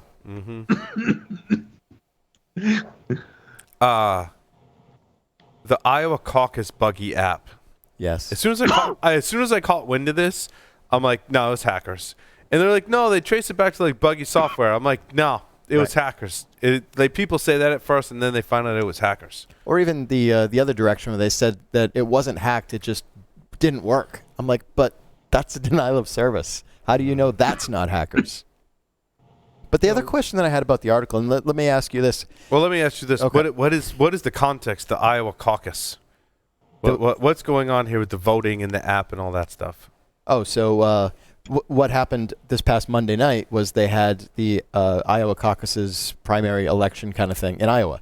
And there's 1,700 locations where they have it. So in order for each of those 1,600, 1,700 locations to get all the information into a central, the Iowa state Democrats, so they can get the information out to the media very quickly, they gave a mobile app to each of those caucus locations. So that way, as soon as it ended, it's supposed to be around 9 p.m., they just go into the app, type in the information, and it's sent, and it's all going to be updated probably by 10 p.m. or so.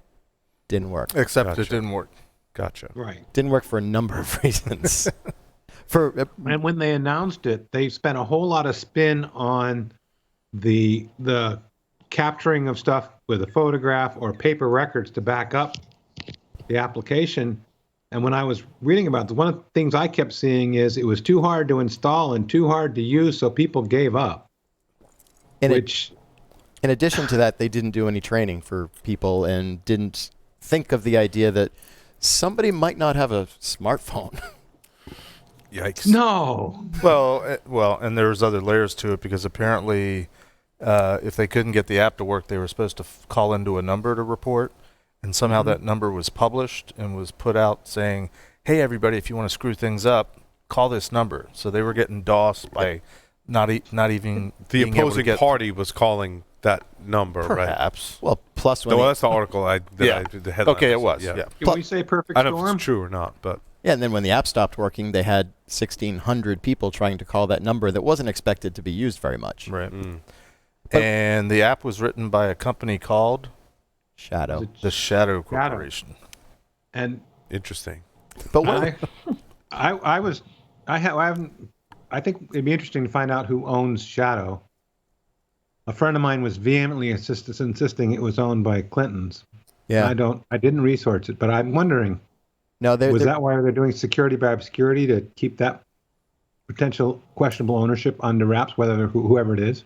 I don't think it's owned by the Clintons, but it was. Yeah, I don't want to say because I don't want to die. Right. I'm just saying what he was saying. I also said I didn't verify it, but Yeah, I'm wondering if there's, there is a tie. the parent company ownership had anything to do with what went wrong. Well, the tie is that there were developers from the Clinton campaign and the Obama campaign that, did this kind of thing, created a company to build apps, and that they got bought by Shadow, I think, and Shadow got bought by somebody else. So, yeah, there are ties to the Clintons and Obama. Gotcha. But one of the other questions that I had in here, can I just go out and buy an application, from the App Store or anything like that and give it to a security company and say, here, can you test this for me? If I just buy an instance of the app. Yeah, because that was in the article, right? Right. The journalist got a hold of the app. It's supposedly legally, so we'll assume that. And sent it to researchers for analysis. Yes. I don't see why not. But do you own that app to analyze it? There's probably copyright or leasing or SLA violations. But you're not copying it. You're analyzing it. Yeah, but it's kind of like we got a sticker on our laptop. If you open up the back, voids the warranty type of thing. Yeah, so you're voiding the warranty on the app. Maybe. Some EULAs restrict reverse engineering or otherwise doing that without permission. Yeah, but that, I don't know. It's a good question. It's never stopped us before. It's a good question for our attorney friends to be quite honest. Yeah, no, I don't think it. From what recent interviews and conversations we've had with attorneys that play in the cyber realm, for lack of a better term, right? My guess, not being an attorney, is that that would not prevent you or anyone from reverse engineering software, whether you own it or not. I mean, you could get into trouble if you're trying to, like for video games or other things, reverse engineer it with the intent of bypassing the license or stealing the intellectual property and then profiting from it. That I could see some issues with, right? But if you're just looking for vulnerabilities, again, I mean, listen to our previous interviews, right? I don't think that's an issue. Although it could be. Not a lawyer. Just throwing it out there. Anal. Don't take my legal advice. I also heard that the back end that it was talking to is no longer in place. It's been taken down. Well, yeah. How did they deploy it? I mean, did they put it up in one the of App Store? App stores? Oops. You don't. For Android, you don't need to. Anyone can just. You can sideload it. Right. You can sideload it. Although Tyler's smiling because then you have to potentially allow unsigned packages to be installed on your Android device, which don't do that. That's bad. Yeah, that's bad. Yeah. Well, just install it on your Huawei device. It'll be okay. It'll be fine. Oh, that was the other story we had. The high silicon chips. They released a proof of concept. These are actually manufactured by Huawei. What? Yep. And they had backdoors in them. And There's the process for it was like, there's like 8 steps that they outline. It wasn't just as simple as there was a backdoor. You had to make a connection to a port and then get data. It's a whole thing. But fortunately for everyone, they published proof of concept code. How nice. Yes. Tyler had a couple interesting stories, which I know about since I was helping Lee help Tyler get it all into the wiki. There's a couple of stories about Twitter. Anyone in particular you'd like to highlight, Tyler? I mean, I guess we want to highlight a risk for users. Like Twitter says an attacker used the API to match usernames to phone numbers. Yeah. Again, this is not an unknown tactic, and it's one that is not widely known but is commonly used. So people don't quite realize, again, the information you're giving to either social media for maybe two-factor or for verification purposes, or that is required to be on file for certain things. There are ways and creative ways that we've come up with to pull information out of those to make correlations across multiple platforms. So those connections, even though all these places are trying to be very, very sneaky, with a lot of the things that you're able to pull out through programming, it's getting easier. Now, this one's interesting because they use the API. Your ability to use the API Tyler, is going to be limited by certain things. So. Instagram had a similar thing, right? Similar issue. Yep. And I don't know if they fixed it or not, right? Yeah. Kind of. I mean, you have to just do things different. And again, a lot of this goes back to the API. You could do this with the GUI, pretty much always. But the API itself, there's some very specific programming around that to actually make it do it in the way you'd need to make make all the numbers come you out. mean like bypass? Now, You mean bypass quotas in the API?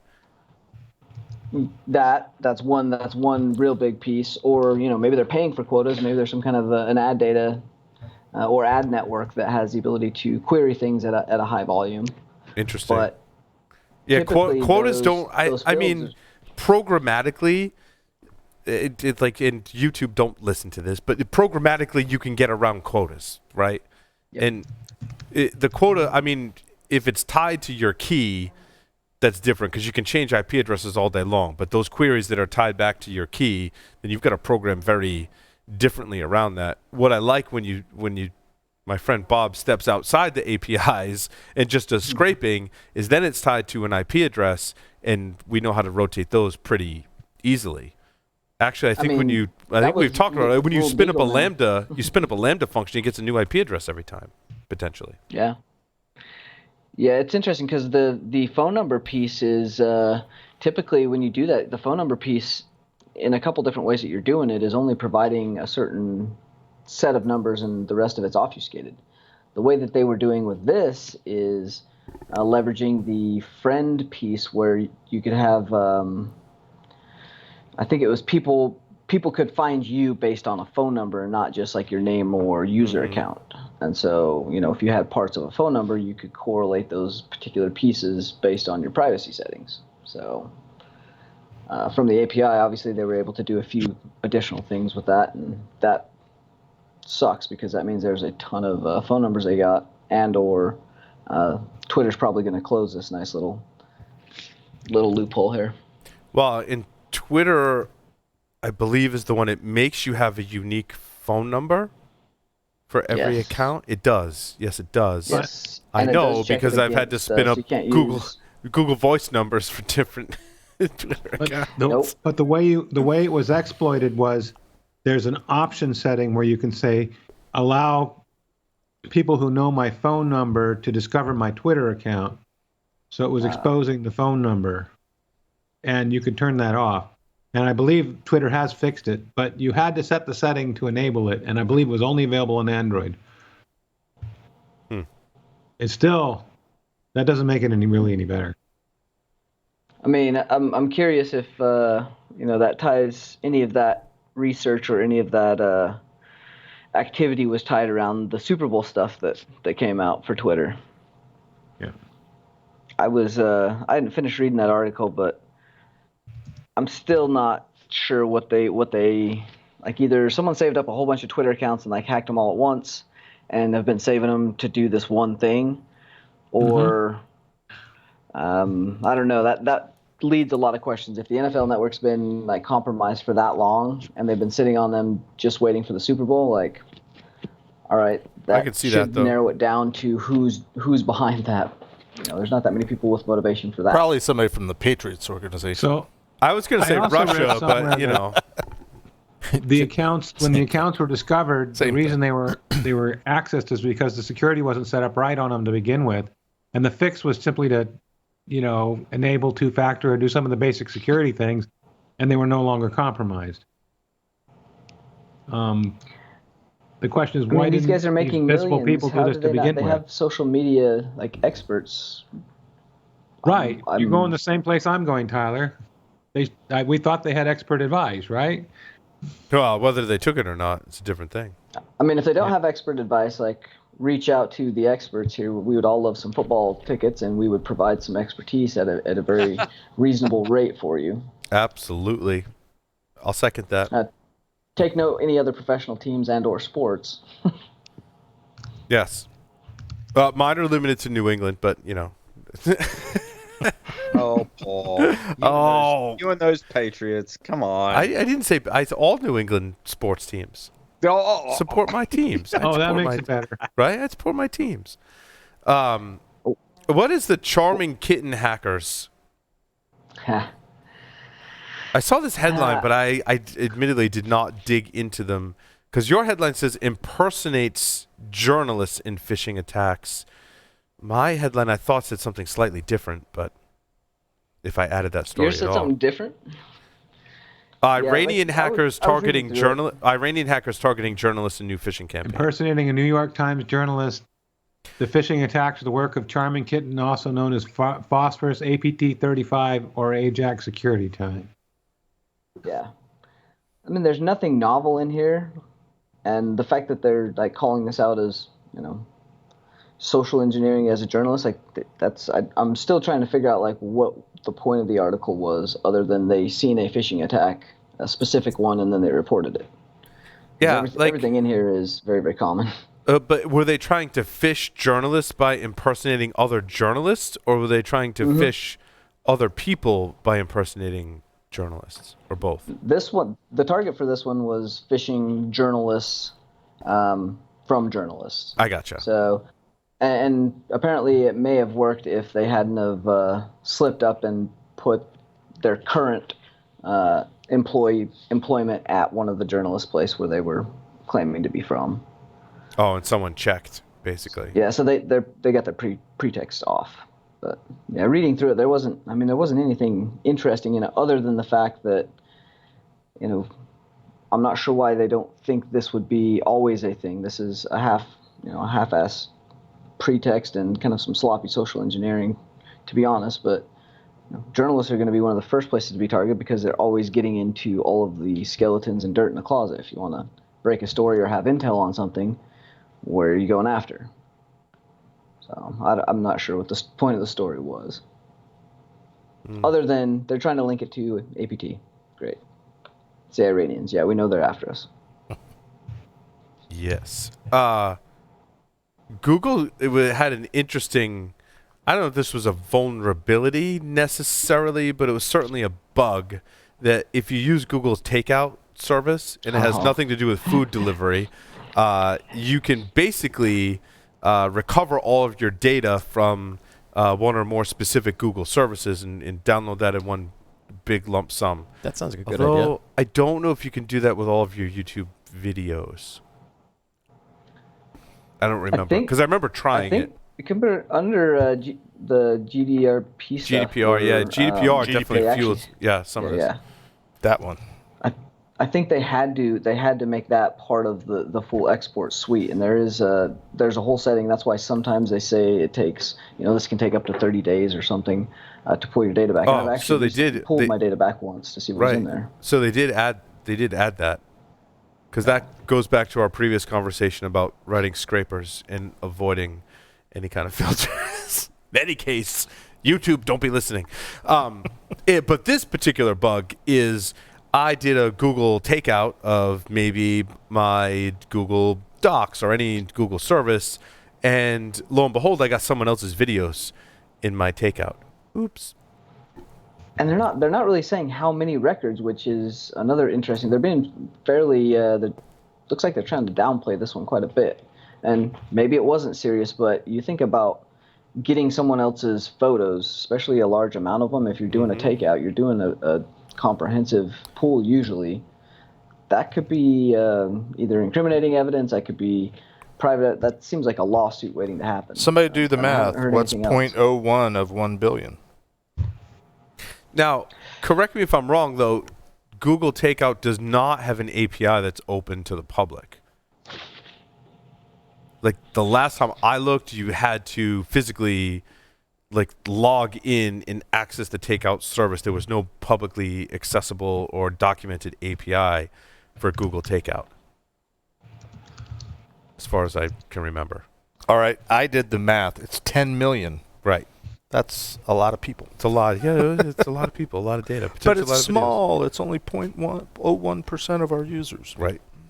That's still a lot of people. That's a lot. Yeah, it alludes to the fact that there may be an API, but I don't see anybody that's actually written anything around it. I mean, either way, that's a lot of data, and I'm not sure. So it was a very small amount of time. I think it was 5 days.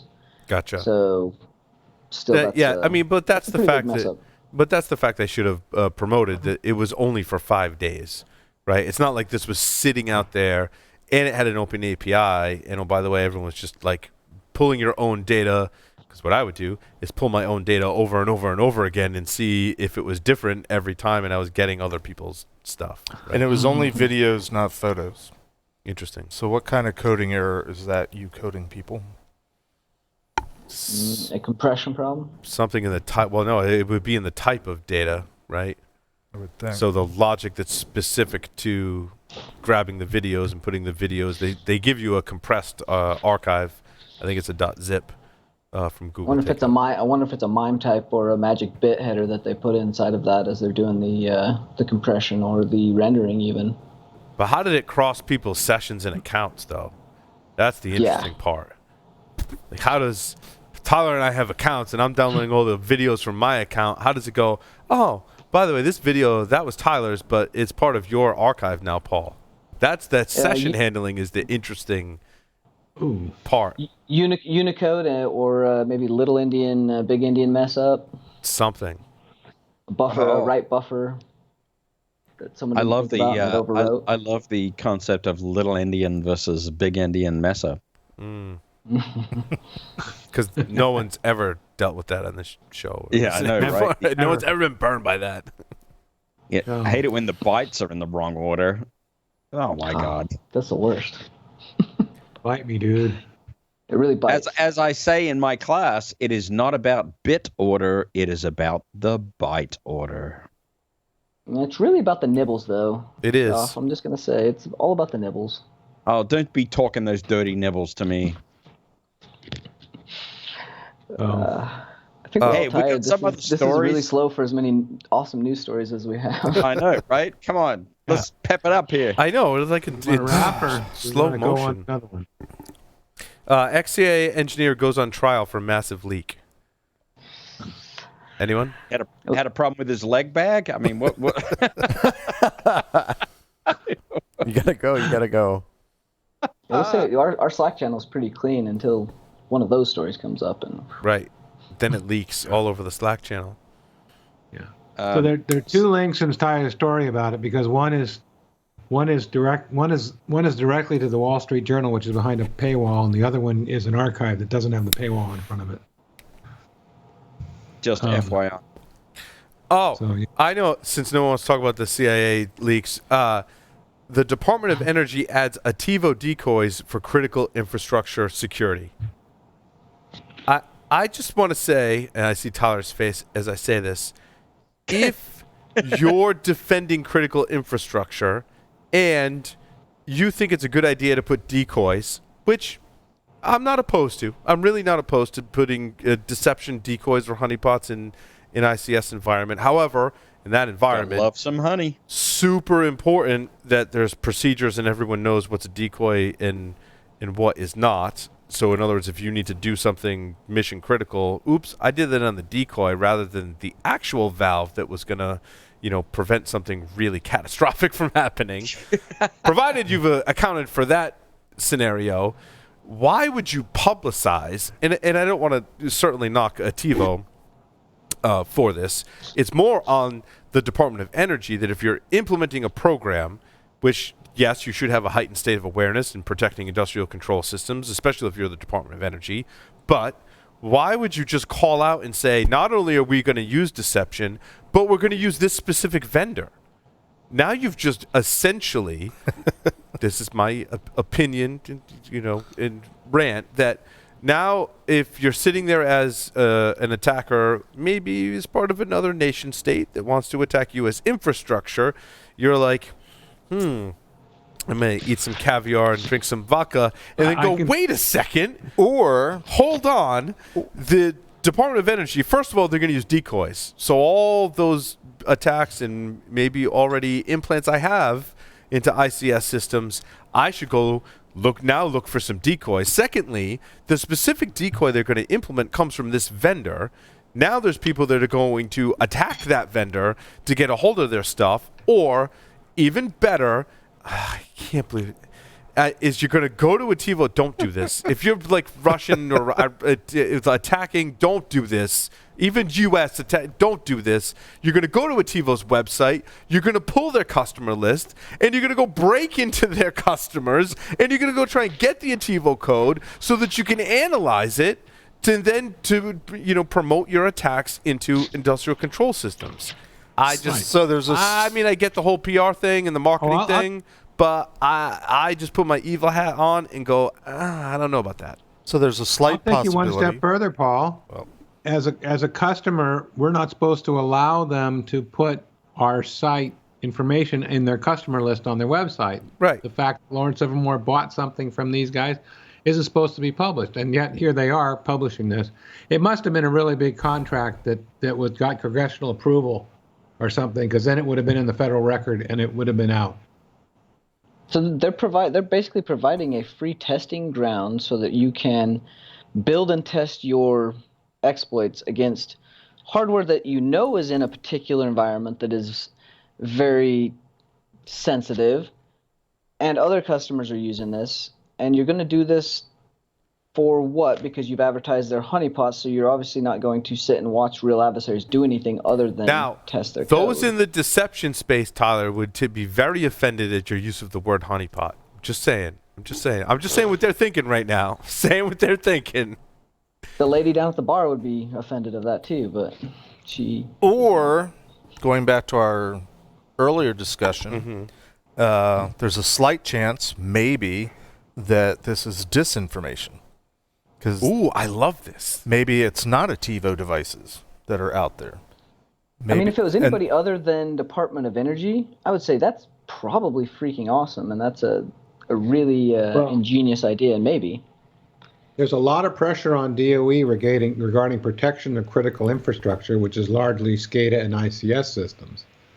Yep. I would not have expected Pacific Northwest National Lab to take the lead.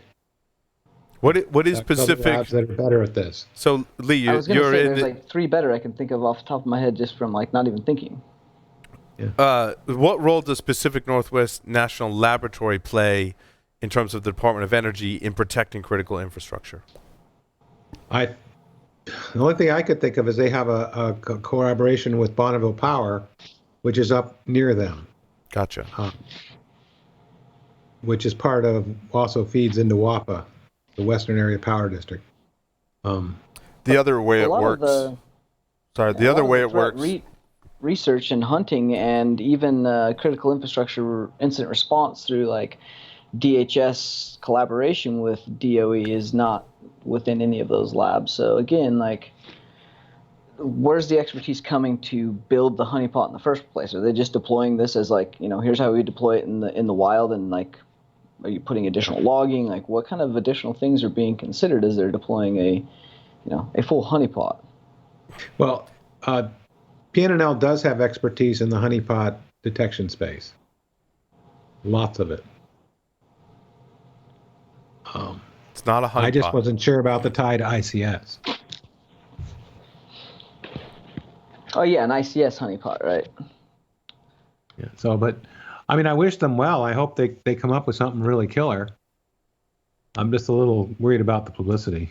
Well, but I mean, it could be like, how much of a secret is this, right? Like how easy, like in terms of compartmentalizing information, how much of a secret is the fact that we're going to use deception to protect critical infrastructure, and maybe certain areas of the government are using this particular vendor? I mean, really, how much of a secret is that? So maybe someone made the decision that it's not classified, it's not a secret, and so we might as well use it as, for a PR effort. And we have no idea where they're going to deploy them. True. But if I'm an attacker, I'm gonna that also in the DOE IP space, hopefully. Yeah, but I mean that also assumes that you're going to be able to develop a method to detect them, and how much effort are you going to put into that, anyhow? And maybe they already have. I mean, space is worldwide, by the way. It's not just in America. Yeah, and the other thing too is attackers likely and I have no idea if they do or not, but likely have an awareness and perhaps tools and techniques that can detect decoys or not do something to a decoy to trip an alarm, because this isn't new technology, in other words, right? Mm-hmm. Like, there's at least half a dozen companies in the deception market that are likely already selling to critical infrastructure in some capacity, right? So this is probably already in the playbooks of attackers. So they therefore made the decision that it really doesn't matter. Attackers are going to do this anyway, right? Maybe. Yeah. I'm just trying to see both sides. All right. Be crazy, man. Hey, are we ready to take this out? Let's take it out. Joff. Well, but one funny thing before we take it out. All right. During the course of our news story, a buddy of mine pinged me that he discovered his Vizio TV was doing port scans on his laptop. Interesting. So then he found out how to secure your Vizio TV, and the information was only up to a 2015 model, and he has a 2019 TV. So his new project is building a DMZ for his TV set. I just thought, crap. That's I was pleased he detected it, by the way. I was really proud of him. He's not per se a cyber guy. I I've have been not into heard. Vizio firmware for a substantial amount of time because there was interesting stuff on there to begin with, but port scanning was not within inside of that function. So I have not seen a whole ton of malware reside on televisions. Maybe. Yeah. It's basically scanning his network for services and reporting them back to Vizio, and it's apparently reporting what it's doing, what you're watching on it, as well as your other devices. So I'm thinking they're trying to discover what your other smart devices are doing and reporting it back to Vizio. Oh, so that's not malware. That's Facebook just bought a service and launched a service that is using TVs to send data back about what you're watching. Yes. Yeah, that's in one of my stories somewhere. Yeah. Wow. Well, isn't that what was the name of that company that used to collect it off the set-top boxes for people, what they were watching? Yeah. Except that was an opt-in scenario. Yeah, Facebook gets the patent to track users' television viewing. It doesn't say exactly how. You know what I struggle with too, in modern TVs, trying to turn off all of those smart features or remove apps, like it's really hard.